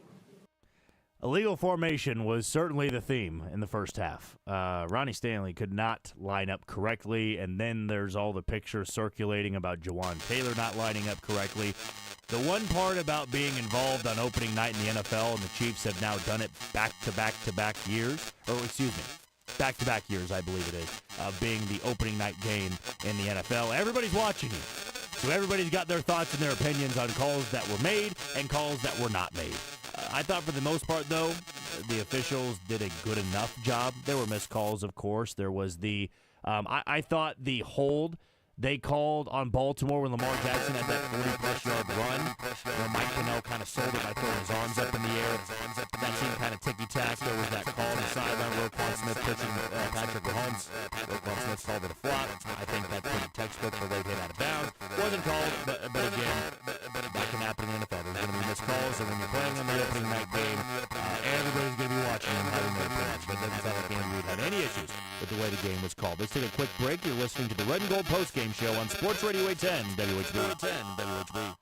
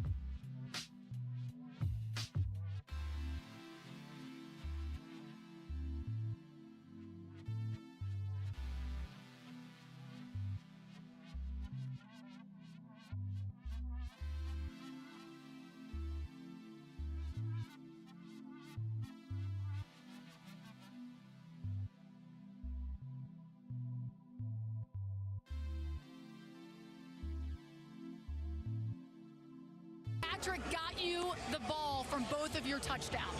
What are you going to do with those balls? I'm going to frame them. I'm going to put them up. And you got the game ball, too, so now you have 3 balls. All right, it is just week 1. Long season ahead, Patrick, but how important was it to get this one? Oh, it was very important. I mean, that's a team that's going to be in the playoffs. I know it's a long ways away, but that can be home field advantage, all that different type of stuff. But that's just 1 week. We got a long ways to go, and we're going to keep building. Congratulations, guys. Yeah, long ways to go. And that was Patrick Mahomes and Xavier Worthy with Melissa Stark right after the game on NBC. Long ways to go. But to get a guy right into the offense like that, Xavier Worthy, a rookie, a guy that's 21 years old, crazy to think now that you can watch the NFL and see guys that are younger than you. That's new to me. Maybe not new to everybody. But Xavier Worthy was a star. What did Patrick Mahomes have to say about the rookie's performance? I mean, he's so cool, calm, and collected, all the time. You would never even see the excitement on him. But, he goes out there and makes plays. Obviously, we want to continue to use him more and more. But I thought he had a great day today, making big plays and big moments. It was good to get the whole offense going and kind of seeing where everybody's at. It felt like the offense was just reaching or scratching the potential of what they could become so early on in the year. 27 points when you've shot yourself in the foot a few times, left a couple points on the board there. Hard not to be impressed, and hard not to be impressed with what Xavier Worthy was able to do in this offense. Rashee Rice, clearly a security blanket for Patrick Mahomes. The way he was able to run the quick game, the slant routes, burning guys like Roquan Smith, it was a sight to see. Rashee Rice and Xavier Worthy were absolutely big-time performers in this opening night game against the Baltimore Ravens. Now, we heard Andy Reid's thoughts on the final play of the game in which Isaiah Likely was just a touch out of bounds. What did Patrick Mahomes think of that play? Yeah, no, definitely nerve-wracking. Because it looked good from my angle on the sideline. But then the first view you could see the cleat. That's a great football team, and I'm sure we'll see him again at some point in the playoffs. So now we're happy with the win now, and he's got to wear white cleats next time. That's my advice for him.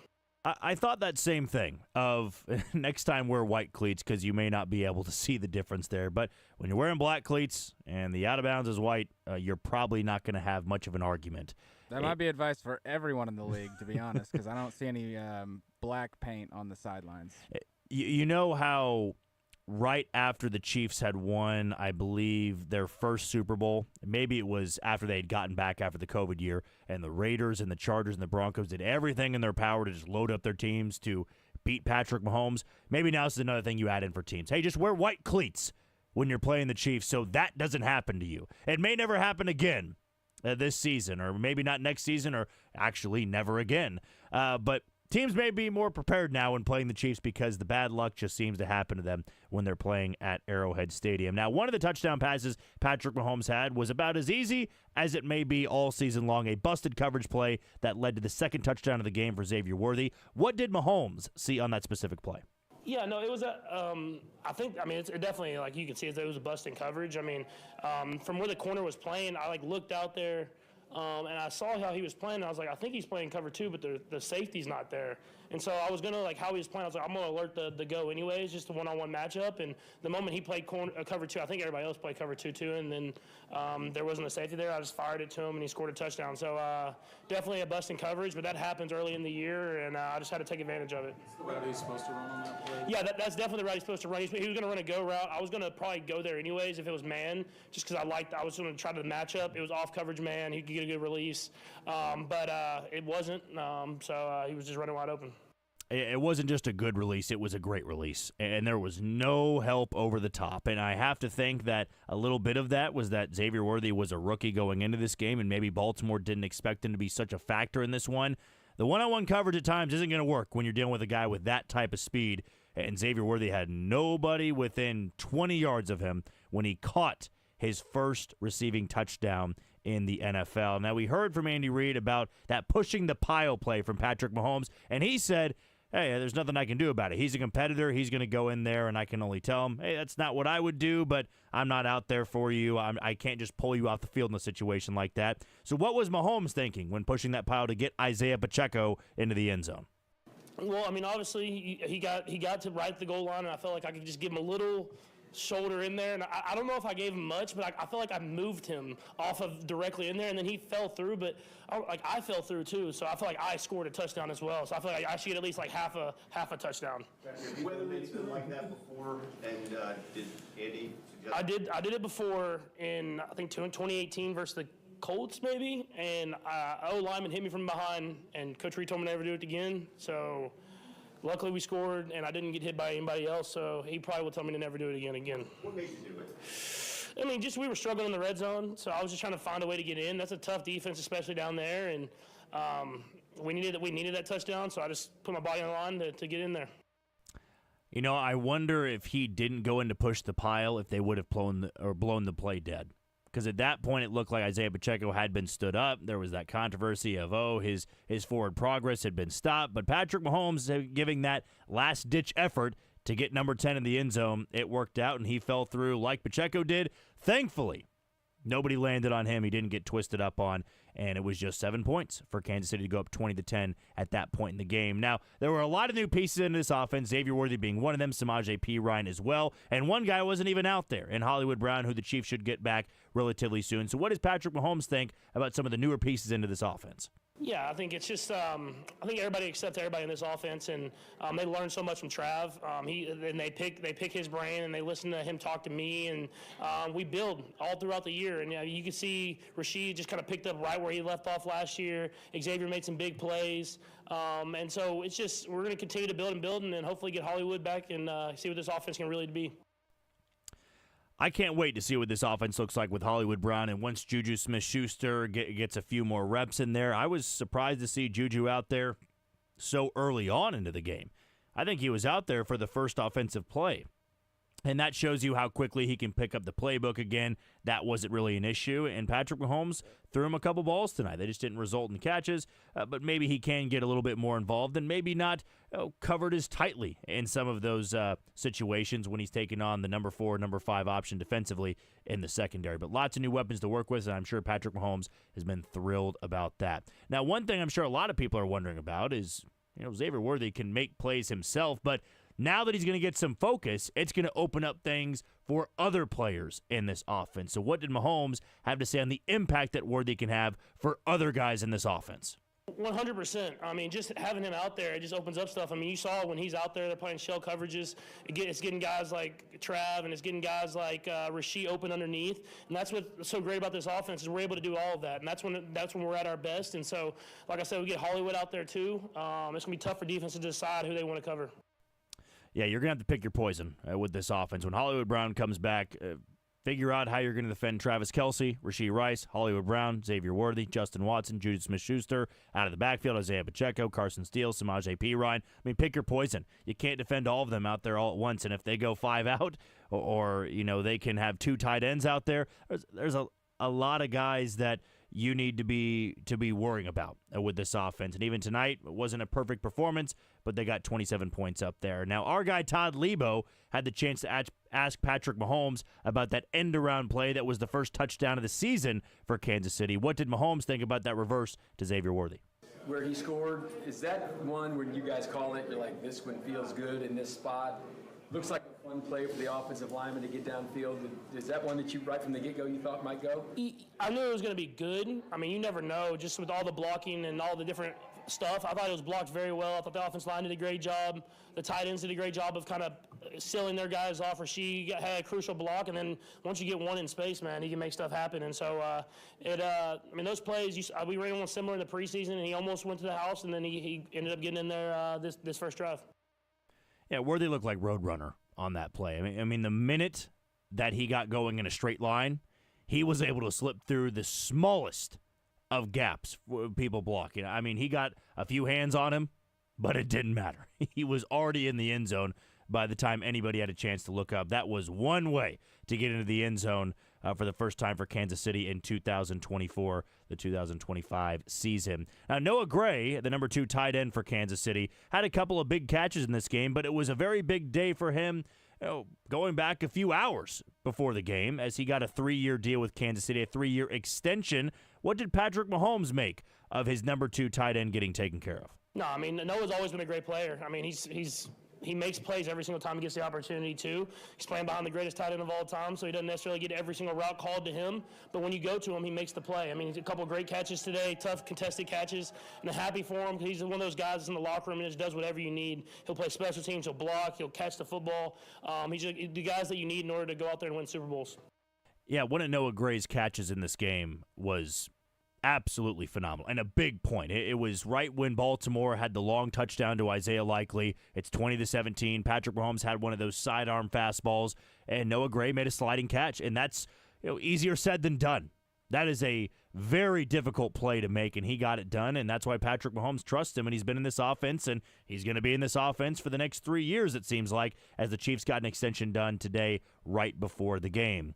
Now, Rashee Rice seemed to be the security blanket for Patrick Mahomes today. Usually it's Travis Kelce, but today it was Rashee Rice, in my opinion. Lots of targets, lots of slant routes, and he was able to do a lot with the ball once he got it in his hands, and it's a blessing now that he wasn't going to be suspended this year, and you might just have to worry about that next year, because if Rashee Rice wasn't out there for the Chiefs tonight, I'm not really sure the offense is that successful. So what did Patrick Mahomes have to think about Rashee Rice's game developing so early on in just his second year at the NFL level? Yeah, no, I think first off, confidence. I mean, just being in the offense and knowing. And then I think more than anything is when you know the offense, you can play faster because you can just play free. And he does. He knows the offense. And so some of those times we might have been a little hesitant at the beginning of last year, he just goes. He just goes, trusts his instinct. I get him the football, and then he makes plays after the catch. And so I want to continue to make him push down the field more. I think he can do that. The defenses weren't giving that to us today. But I think if he can continue working on that, and he could be one of the best receivers in the league.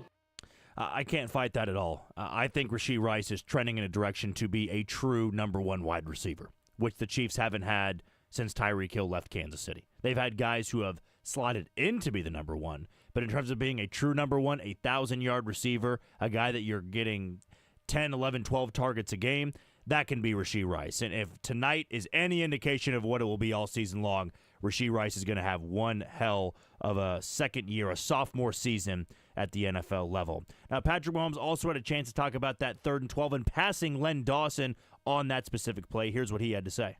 I mean, I'm deceptively fast. That's what I've always said. Like, I'm not fast, but I'm deceptively fast. So I think it's the way I run, people take bad angles. So I got around there and made the throw to Trav downfield. He continued to work. He wasn't even supposed to be on that side of the field, and he continued to get over there and get open. And so, no, but the pass Len Dawson, man, I mean, what a true icon, not only for the Chiefs, but the NFL, of passing the football in that age. The fact that I'm passing him just now, it shows how great he was at the quarterback position, and a great person, too. I was so happy to get to meet him so many times and just him share advice with me. And so it's truly an honor to me. I got the football. It'll be in my room, in my trophy room around the top of the mantle. I did think it was hilarious that he brought up the fact that I'm not fast. I'm just deceptively fast. And how can you argue that when he doesn't look as fast as Lamar Jackson, not really close, but still, guys take bad angles. They are juked out by him, and he's able to make plays like that. That was one of the more impressive plays tonight when he was able to evade all that pressure and find Travis Kelce down the field a little bit. Now, Matt Derrick, who we're going to have on the show a little bit later, and that's Matt Derrick of ChiefsDigest.com, he had the chance to ask Patrick Mahomes about what the hell happened on that interception. On the interception, what did you kind of see there? Was that just a matter of just being in the grasp? Yeah, no, it was, I probably should have just thrown it to Trav, and then I tried to get a little greedy and get back to Rashee, and he was open, and just like the way I awkwardly was trying to throw the football, I couldn't get what I wanted to on there. It would have had to been a tough throw because Roquan was in the area, but I thought I could have made the throw. It just didn't make it, and he made a great play and put our defense in a bad spot, and they were able to hold him to 3, which obviously was very big in the end.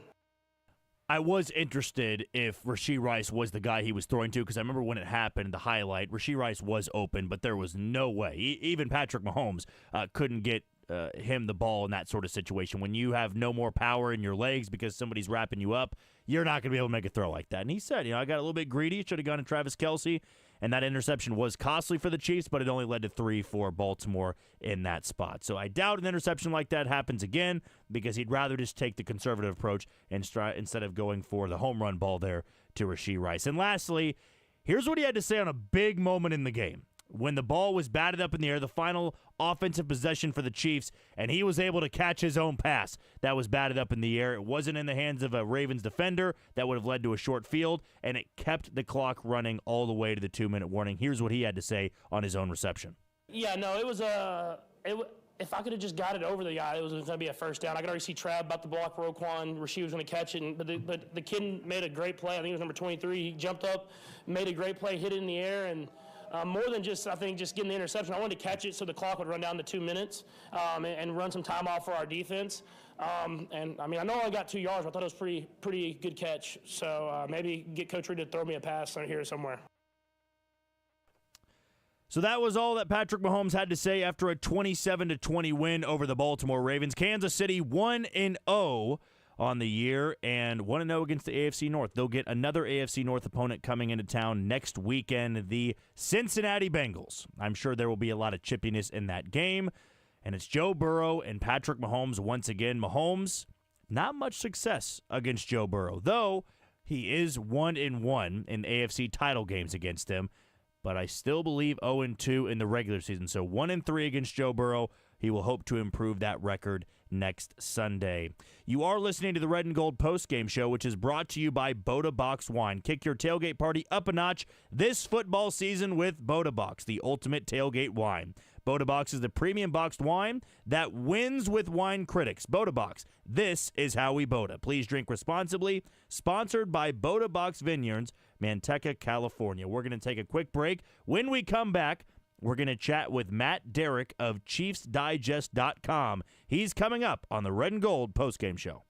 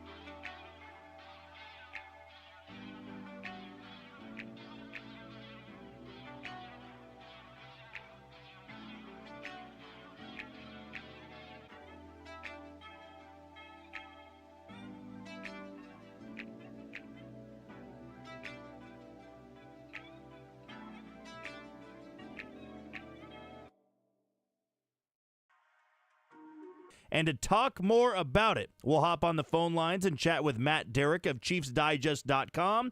And he's brought to you by Cap One Lending. The Freedom Loan at Cap One Lending is the exclusive loan that helps you pay your home off in less than half the time and gives you access to your home's equity without having to refinance. Go to CapOneLending.com. Matt, is your heart still racing after that finish at Arrowhead Stadium?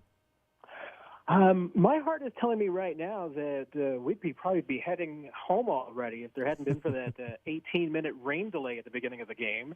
So I didn't need the game to go any later or further than that. So I'm glad that at least the game ended when it did. But Jack, I've been watching this team for too long. I know this is what they do, week in and week out, right? Absolutely, right? They're always going to take you up into the final second, maybe not always to the final play where those 000s on the clock, but if you're not used to games like this now, I don't know what team you've been watching. No, the Chiefs, I mean, if you can't handle this, they're not your team. But if you are an adrenaline junkie, I don't know how you cannot have the Kansas City Chiefs be your favorite team. Well, there's so much to go over in a game like this. Again, the Chiefs win 27-20 tonight over the Baltimore Ravens to kick off the NFL season. But the star of the show was rookie Xavier Worthy. He gets the first touchdown of the year for this offense. He also has a busted coverage play, gets his first receiving touchdown in a Chiefs uniform. Did you expect somebody like him to break out this early in his career? I mean, we compared him to Rashee Rice a little bit, how a rookie's getting thrust into the spotlight because somebody's not available or banged up. But tonight, he was the Chiefs' best offensive player. Did you expect that this early on into his career? I'm gonna hedge a little bit and say yes and no. I certainly wasn't necessarily expecting to have this pivotal of a night, but I thought heading into this one that there could be one or two moments in this game where Xavier Worthy's speed was going to make a difference, and it turns out it was two of them right off the bat. You can't predict this. I looked it up. It's only the 47th time in the Super Bowl era that a player has scored multiple touchdowns in their first NFL game. Kareem Hunt was one of those. So it tells you just how rare it is to have this kind of performance. So I certainly thought there was a chance that his speed could prove pivotal at least once or twice in this game because nobody in the NFL has seen him. They haven't seen his speed. And I thought it was going to maybe get, a surprise at least one time tonight to the Ravens. And what didn't necessarily mean they was going to get into the end zone twice, but I don't think there's any doubt. I mean, he has now announced himself to the NFL. Xavier Worthy is not going to surprise that many people going forward because they've all seen it now. And I guess that's the big question I have about tonight. Was this more so of Baltimore really not paying that close of attention to him, or was he one of the focuses for them and he just simply beat them in one-on-one coverage?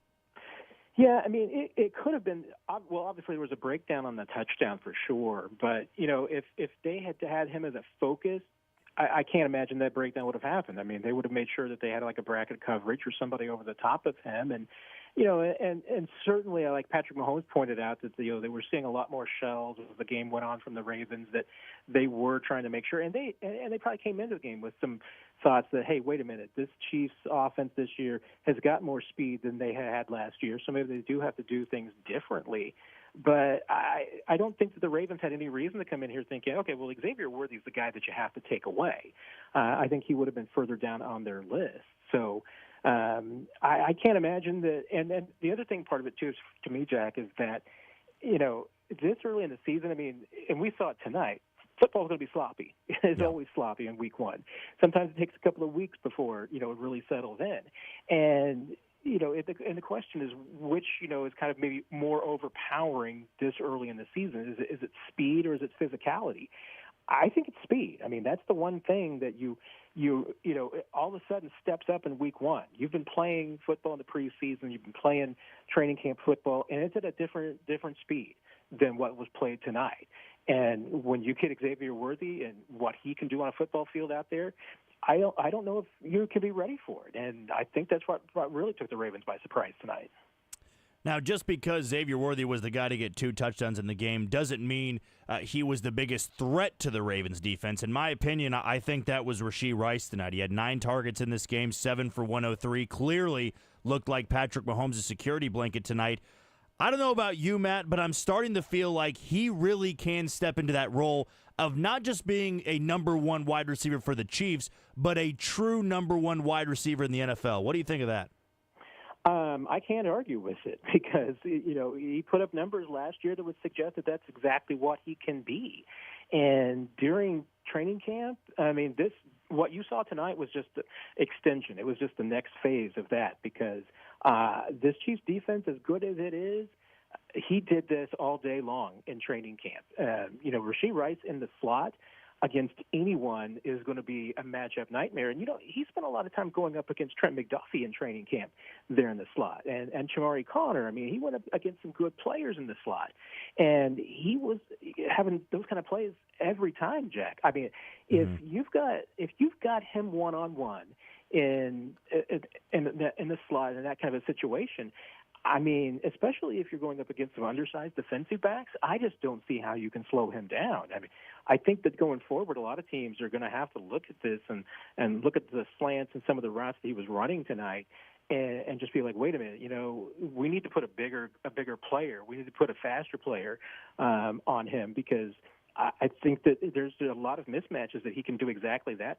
I was wondering the entire time through camp that just how many slants is Rashee Rice just going to absolutely take off on during the season because I just don't know how you can defend it. And the other part of it is that once he gets the ball in his hand, he's like a running back out there. I thought there was a couple of times that he was going to take it to the house, and I think at some point this season he's going to get a couple of those. Just a short route over the middle that he takes, and then he's gone and for a big play. If I would have told you before the game that Travis Kelce would only have 4 targets, would you think that the Chiefs would win against Baltimore? Usually they do not. And the Ravens are a team that knows. They know that they have to take away Travis Kelce, and there's no doubt. They tried to. They did everything that they could, and he's still. A couple of the balls that he got, he was wide open on a couple of them. So Travis can still be Travis. There was probably a couple of throws that Mahomes probably should have gone to him. The interception was a great example of that. Probably could have had at least a medium-sized gain on a throw to Kelce, but Mahomes, thought that he could sneak it into Rashee Rice for maybe a bigger gain. Didn't get away with it. Didn't work out the way that he wanted. So I think that there were probably a couple other times that Mahomes could have gone to him, but. Hey, give it to the Ravens. That was who they decided they were not going to let beat them. And Travis Kelce did not beat them. But the Chiefs showed they're not the 2023 Chiefs. They've got other receivers that can beat you now. We're talking with Matt Derrick of ChiefsDigest.com after the Chiefs win 27-20 over the Baltimore Ravens tonight at Arrowhead Stadium. Switching over to the defense, Matt, I remember we had this conversation in the finale of the preseason game about the number 2 cornerback, and it felt like tonight it wasn't really an issue. I thought there were some really good snaps from Jalen Watson, some really good snaps from Joshua Williams. They made 2 big plays, and Andy Reid referenced that in the postgame tonight. Did you see the same thing out there, or was there some weaknesses to that cornerback group in going up against Lamar Jackson? No, I did not think that the cornerback group was a problem at all. If anything, the corner who might have had the roughest night might have been Trent McDuffie. he got beat a couple of times. But all in all, I think that the corners across the board played really, really well, made some good plays. Watson, especially considering we talked about the fact that was kind of a rough outing for him in that final preseason game. He was just knocking off the rust in that game. Looked like it was pretty important for him to knock off the rust because he looked much better tonight than he did in that final preseason game. And the Chiefs kind of, the last couple of weeks in practice, they had been using a lot of this 6 defensive backs, 3 safeties, 3 corners on the field that they deployed in the second half that I thought we would see a lot more of tonight. I thought we'd see more of in the first half, and they didn't really go to it until the second half when they were really just trying to slow the Ravens down and make them work hard for every single yard they were getting. But I think that's a good look for this team. Especially because if you've got Williams and Watson on the field at the same time, you're going to be putting Trent McDuffie back in the slot where I think he is his best player. I think he can be fine anywhere you put him, but there's no doubt I think he's a really special player in the slot. He's going to get some more favorable matchups there, I think. Dave Merritt's mentioned the fact that, playing outside, he's going to face a lot bigger receivers than he is. And in the slot, he probably gets a lot more matchups that he can dominate. And Williams and Watson are bigger corners. They're better suited to that role. But I thought they played well. Brian Cook had a couple of, missed tackles, but even the safeties. He and Jawari Connor both had some really nice plays. Connor and Jalen Watson had back-to-back pass breakups that were really key for this team in stopping one of the Ravens' drives. So I don't think that the secondary was a problem tonight. It kind of feels like if Isaiah Likely's foot landed inbounds and the Ravens go for 2 and they win that game, that a big conversation all week long would have been the performance of Nick Bolton. What did you see from him tonight?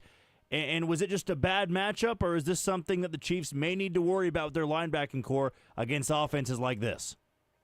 I mean, I'm still going to take the body of work with Nick Bolton, and obviously he's been better than he was tonight so many times. What was it tonight? Didn't play. I mean, I'm trying to remember if he even saw any action in the first preseason game. I don't believe that he did. So, unlike Jalen Watson, I mean, this was kind of the knock off the rust game for Nick Bolton, because he didn't see any action in the preseason because of that elbow injury, and only really recently got back out there. And hey, the Chiefs are going to trust him. He's their leader. He's the quarterback of that defense. So they're going to rely on him and trust him to be out there, even if he didn't have any snaps under his belt. But I don't think there was any doubt. I mean, he showed the rust of the layoff. He is probably still playing a little bit one-armed because of the elbow. That's not going to explain maybe some of the deficiencies that he had tonight. But I would be very surprised if you didn't see a different Nick Bolton next week. I think you need to see a couple of games before you have any concerns about Bolton. And I understand that, hey, if you're someone who wants to see more before you even give him a contract extension. But I think, hey, if you bet on a healthy Nick Bolton to be a good player for you, then I think you're going to be happy. I think he's going to be there. As long as he can stay healthy, I think he's going to be fine. We're talking with Matt Derrick of ChiefsDigest.com right here on the Red and Gold postgame show on Sports Radio 810 WHB. One guy that did get a couple of good snaps tonight was Felix Enrique-Uzomah. Was in there a few times for guys like Mike Dana and George Karlaftis when they needed the break. Were you impressed with what he was able to do in the limited snaps that he had? Because it felt like in the preseason, it was a lot of the same from Felix, that there didn't look to be that much growth. Even though it's preseason, it was all we had to take away from it. But I thought tonight he was able to make a couple of big plays, and hopefully that can continue going into week 2. Yeah, I thought, once again, sometimes you don't get to see everything in the preseason games, and sometimes, players perform, better or worse for one reason or another.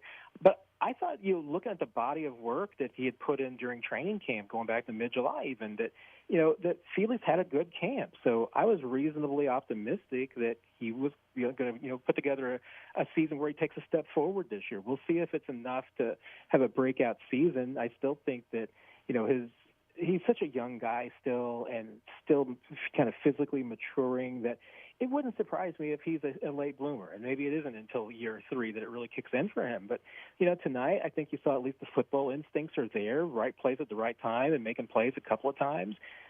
Anytime you get a tackle for a loss, it's a big deal. And that was a well-read tackle that he had to kind of stifle the Ravens there, make a big play, making the recovery. You get a chance to right place, right time. I mean, it's important. And so, yeah, I think it's good for him. Not only that, but also just his mentality. I think he needs a couple of good plays to just get the confidence to reassure himself that he can be a contributor on this team. Well, Matt, appreciate your time as always, and we'll talk to you next week about the Chiefs and the Bengals.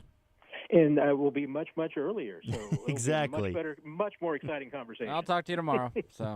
Or today. Take care. Excuse me. All right, man. There he goes. That's our guy, Matt Derrick of ChiefsDigest.com, and he is brought to you by Cap One Lending. And you are listening to the Red and Gold postgame show on Sports Radio 810 WHB. And a reminder that it is brought to you by Boda Box Wine. Kick your tailgate party up a notch this football season with Boda Box, the ultimate tailgate wine. Boda Box is the premium boxed wine that wins with wine critics. Boda Box, this is how we Boda. Please drink responsibly. It is sponsored by Boda Box Vineyards, Manteca, California. We'll take a quick break. You are listening to Sports Radio 810, WHB.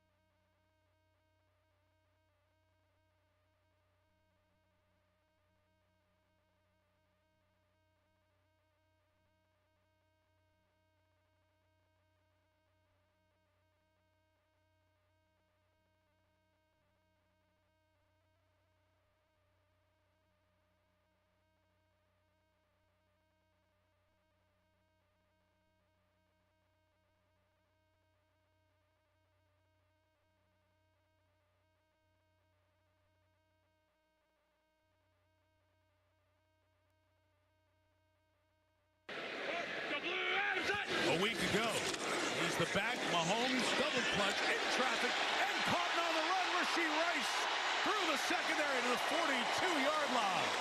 A big gain for Rice. They're doing quite a bit of this, trying to drop the safety in below here so that if you try and throw that ball quickly, it's going to be intercepted. Patrick Mahomes saw that robber look throughout the course of the first half, just held it and threw it right behind the robber. And that's the magic of Mahomes, brought to you by Westlake Ace Hardware. Westlake Commercial, a division of Westlake Ace Hardware, is your local business-to-business supply partner. Our commercial team, dedicated business-to-business website, credit terms, and convenience store locations make it easy. Visit your local Westlake Ace Hardware store or www.westlakehardware.com/commercial today. Our last little segment we got here before we send you off into the night, and we'll be back to talk to you about the Chiefs and the Bengals next Sunday. That'll be a much earlier show and not leading you into 2 a.m. or 3 a.m. If you're still up and listening and watching us, really appreciate it. Going to be a fun season on the Red and Gold Postgame Show. But our final segment here will be the Locker Room Report, brought to you by Twin Peaks. No one does football like Twin Peaks. Whatever your preference, they have everything from tequila cocktails, an extensive bourbon category, to top shelf spirits and cocktails served over ice balls. Local craft beers and handcrafted whiskey cocktails round out an adventurous drink menu second to none. And don't forget about our 29-degree man-sized drafts at Twin Peaks. So a handful of guys that we had the chance to hear from, and one of them was from the guy you just heard the audio of, Rashee Rice. 9 targets tonight, 7 catches for 103 yards. What did he make about the Chiefs' 27-20 win over the Ravens? Rashee, what made the connection between you and Patrick so effective tonight? Practice. Just being able to come out and prepare for practice to not have mistakes or any errors. What sort of statement do you feel like you and the Chiefs offense made after this one? That we're not worried about last year. We're focused on what's going on right now. Rashee, going up, a lot of it was just between the hash marks. Was that the game plan all along? Just how do you feel comfortable in that role, just working the hash marks? Yeah, I feel great. Being able to maneuver in the middle because we got guys that's going to take the top off on the outside. So, I kind of get a little bit of Trav in there, and, when Trav takes it over the top, I can go into him. I'm just learning from Trav, to be honest, so that's where all that comes from. Speed. Speed. He's going to take the top off every time. You guys won. You scored 27, but do you feel like you guys still left some points out there on the field? 100%. We left a lot of points out there, but, that's what comes with the game, so that we can watch film and go back to practice and get on the drawing board and figure out how to get in the box. Well, last year there wasn't a lot of explosiveness at times in the offense. You obviously had a lot of it tonight. How did you feel like that progressed throughout the summer and then turned into what we saw this year?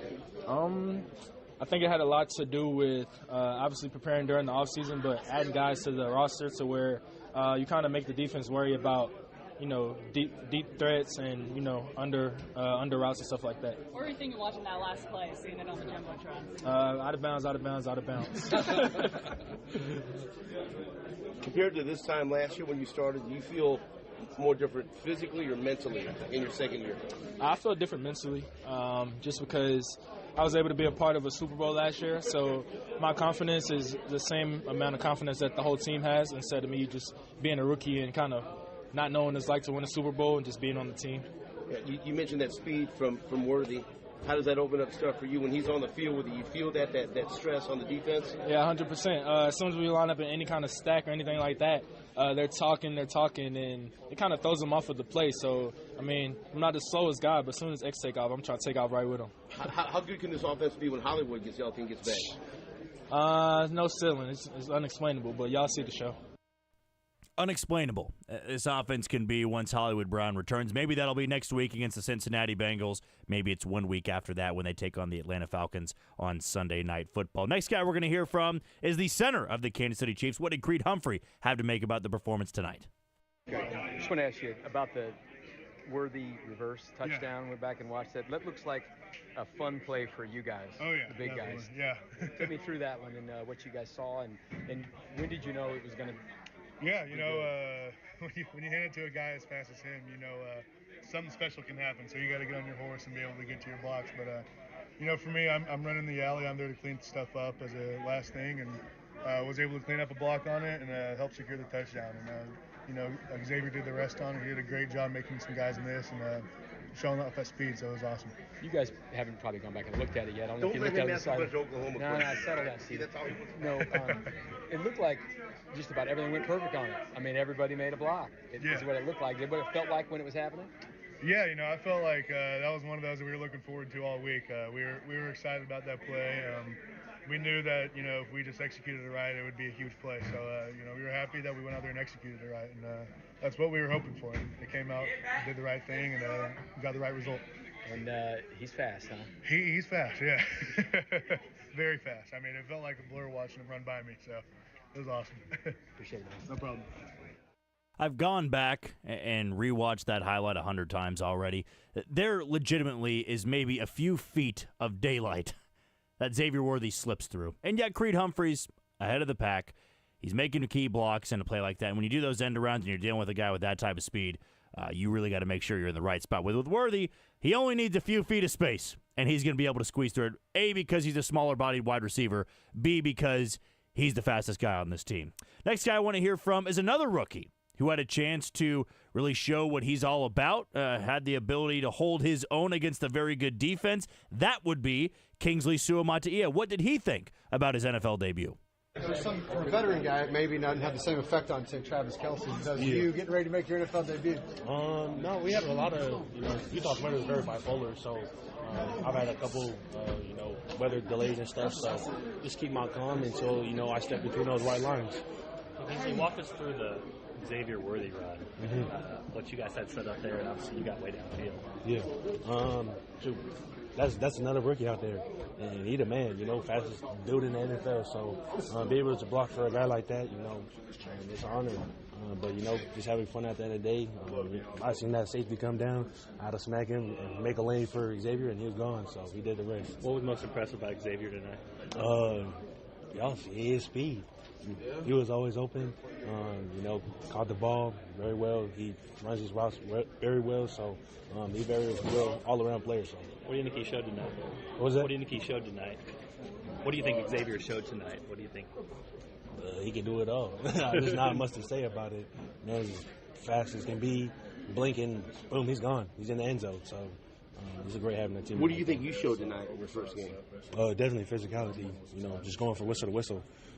I got some stuff I need to clean up as myself. I had the guys tell me, as the games get on, it'll get easier. But it was a good first game just to put my feet in the water, so I'm ready for the next one. What were your nerves like right before kickoff? Not really much any.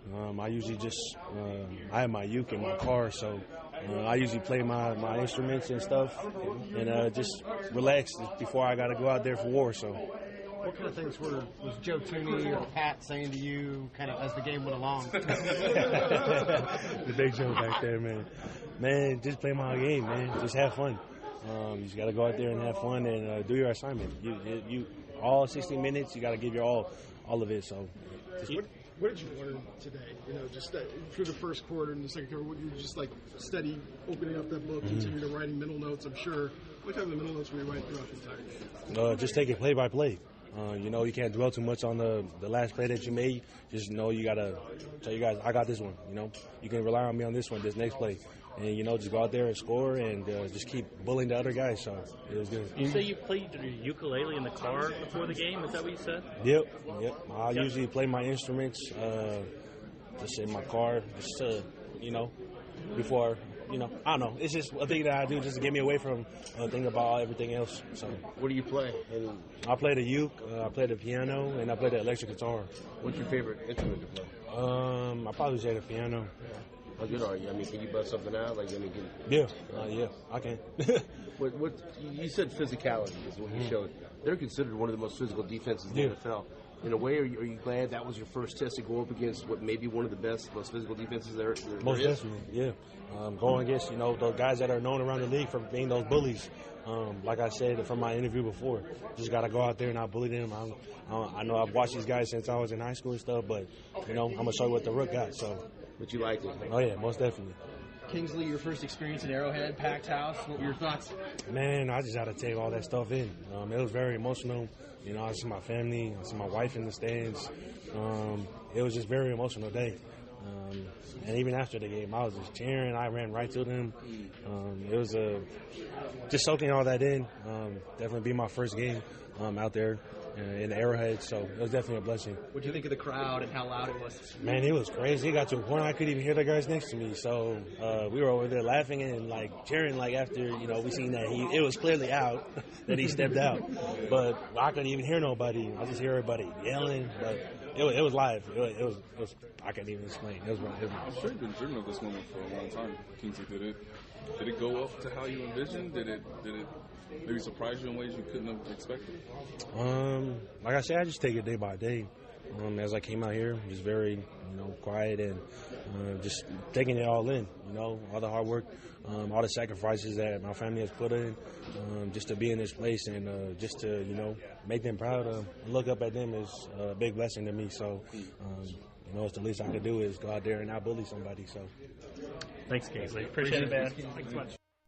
Yeah, what a big test for Kingsley Suamataia in his debut, going up against one of the more physical defenses in all of the NFL. Up next, he's going to have to worry about the Cincinnati Bengals defensive front. Another rookie that had a chance to get some run tonight was the crocodile hunter, Carson Steele. Our very own Steven St. John, who will be on here in 4 hours? A new day with SSJ. He was out there at Arrowhead Stadium tonight, and he had a chance to talk with Carson Steele. So here's that conversation. So first NFL game, you got your first touch. What was going through your mind? Thursday night football in front of a national audience. How did that feel? Yeah, I mean, it felt awesome. I was a little nervous coming into it, just like you were saying. First game, coming out with the Ravens suit didn't help, but at the end of the day, we got the win. It was very exciting. Very cool opportunity. What was the crowd and the experience like at Arrowhead compared to what you expected it to be? I was expecting it to be pretty poppin'. Just hearing everything from the media and stuff, and seeing the pictures that everybody planted up for the game. I saw them die in the fountain and everything like that too. It was really exciting, and when they welcomed me in too, I knew it was going to be really cool as well. What was your vantage point on that last play that could have gone either way, that obviously was called out of bounds? It was very awesome. Obviously we always talk about wearing white cleats, so you can't see it that well, but so just that little bit can kind of really decide a game and stuff like that. But we all fought hard, defense, offense. It was really special. All right, Anthony Sherman, the former Chiefs fullback, comes on my show every week, and we talked about you a lot since you first signed with the team, and we wanted you to make the team. So at some point, he wants to meet with you because you wear number 42. So do you feel any responsibility following? And I think that they called him the sausage. So your nickname, what are you, the War Horse? Kind of, yeah. Was that what we're going to go with? Yeah, that was you what tell we're me. going with. Because we didn't know if it was Crocky J or what's your nickname? There's been a few, but I would say the War Horse probably the War Horse. Yeah. All right. So we got to get you guys together. So 42 loves 42. All right. For hey, man, sure. congrats. I appreciate it. All right, thank you. There was another rookie in Carson Steele making his NFL debut tonight. Certainly one of the fan favorites, and our very own Steven St. John had a chance to talk to him. Sure, he'll have plenty of thoughts coming up in about 4 hours with a new day with SSJ. Now for some of the veterans here, and more specifically veterans in the secondary. Justin Reid had a chance to talk to the media. He had a couple of big plays tonight. What did he think about the defensive performance? And probably he's going to be asked about that final play as well and what was going through his mind. It's always so fun to play in front of this home crowd, defending the home opener.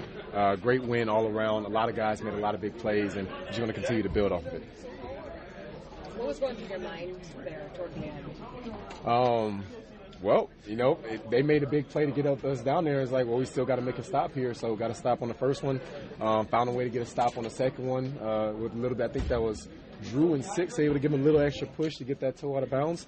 And, the great teams always find a way to win. So we're just going to hone in on that. We're never going to get complacent or comfortable. We're going to keep finding ways to get better and just find ways to win.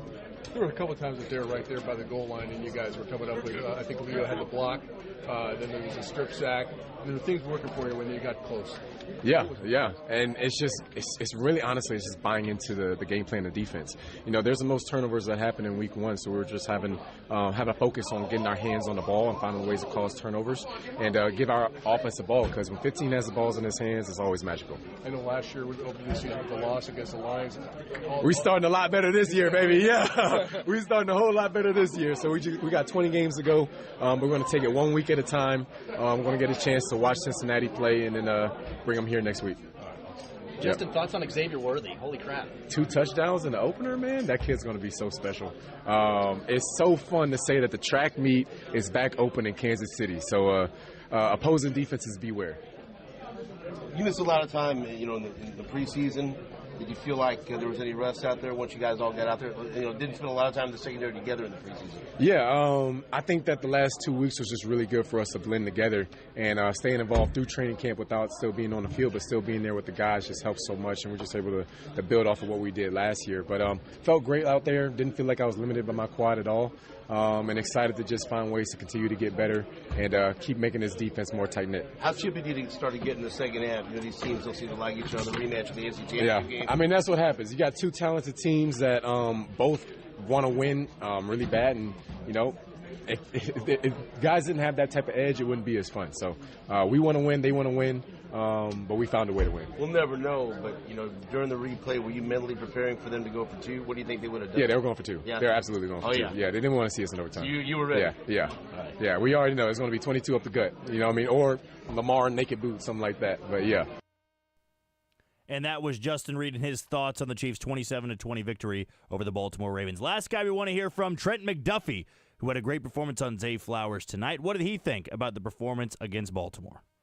You went off there in the first quarter for a second in the tunnel, or in the blue tent. Were they checking concussion? What were they doing? Yeah, they were just checking concussion from a hit, but yeah, it was all good. You were all good? Yeah. Take us through the little 4th down play where they tried to hit Flowers after you made that tackle. Yeah, they went on the ball. Defense was a little confused, trying to get the calling and stuff, and we just had to line up and play. And I come to find out, I realized Zay was hiding behind the line of scrimmage, which I didn't know about. But yeah, for me, honestly, it was like right place, right time. You know what I mean? I was expecting so good play call on them, but I was able to just hold my position and make a play on the ball. And all you guys on the Chiefs cornerbacks love to tackle, right? Yeah. I mean, not every cornerback loves to tackle, but what is it about you guys on this team that you take that challenge on open field like that? That's Coach Spags. You know what I mean? Coach Spags wants tough, hard-hitting corners. And to play in this defense, you got to be intelligent, but you also can't be afraid to tackle. I thought we had a great challenge tonight against Derrick Henry, Lamar Jackson. I mean, Zay Flowers is a shifty dude, and I think we did really good with our tackling, especially it's the first game. We didn't get a lot of live reps in preseason, so coming back in and playing a full 4 quarters knocked the rust off. Take us through the last drive of the game. I mean, they kind of just kept moving it down there a little bit. What was that like? I mean, we knew they were going to throw the ball. You know what I mean? We knew Lamar Jackson was going to make plays with his feet. We knew we had a plaster, and unfortunately they had that big play that got him down to the red zone, but I thought we fought. I mean, that whole 2 minutes, you didn't see anybody hanging their head down. You didn't see anybody getting upset. It was just next play after next play, and fortunately, lucky for us, they didn't get that touchdown at the end of the game. But what was it like to watch that replay? Did it seem like a long time waiting for it to? Yeah. I couldn't. From where we were standing, it was like, it can go either way. But in my head, honestly, I was ready for the 2-point. In my head, I was like, they got the touchdown. Like, let's line up. Let's see what they're gonna do on this 2-point play. And that was our very own Todd Lebo with Trent McDuffie, and that has been our Locker Room Report, brought to you by Twin Peaks. The Chiefs Locker Room Report is brought to you by Twin Peaks. No one does football like Twin Peaks. Whatever your preference, they have everything from tequila cocktails and an extensive bourbon category to top-shelf spirits and cocktails served over ice balls. Local craft beers and handcrafted whiskey cocktails round out an adventurous drink menu, second to none. And don't forget about their 29-degree man-sized drafts at Twin Peaks. Well, that's going to do it for our first regular season edition of the Red and Gold Postgame Show, brought to you by Boda Box Wine, right here on Sports Radio 810 WHB. The Chiefs are 1-0 to start the 2024 season after a thrilling 27-20 win over the Baltimore Ravens. Up next, they will get the Cincinnati Bengals, a second straight AFC North opponent, and a second straight opponent who hates their guts. Should be a lot of fun at Arrowhead Stadium next Sunday. Bad blood between both of these teams, but fortunately, they'll walk into that game at 1-0. Already a monumental win in the playoff picture. That win will likely matter a lot come late December and early January when looking at the playoff picture as they take down Baltimore 27-20 tonight. A matter of inches. Isaiah Likely's toe was out of bounds, and the Chiefs hang on. What a thrilling game.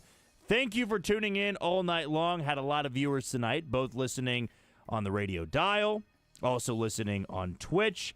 That's going to be the same deal every single week. Hopefully, not every single game makes our heart race like that. Doesn't make us sweat like that. Hopefully, one of these times we can get an easygoing game.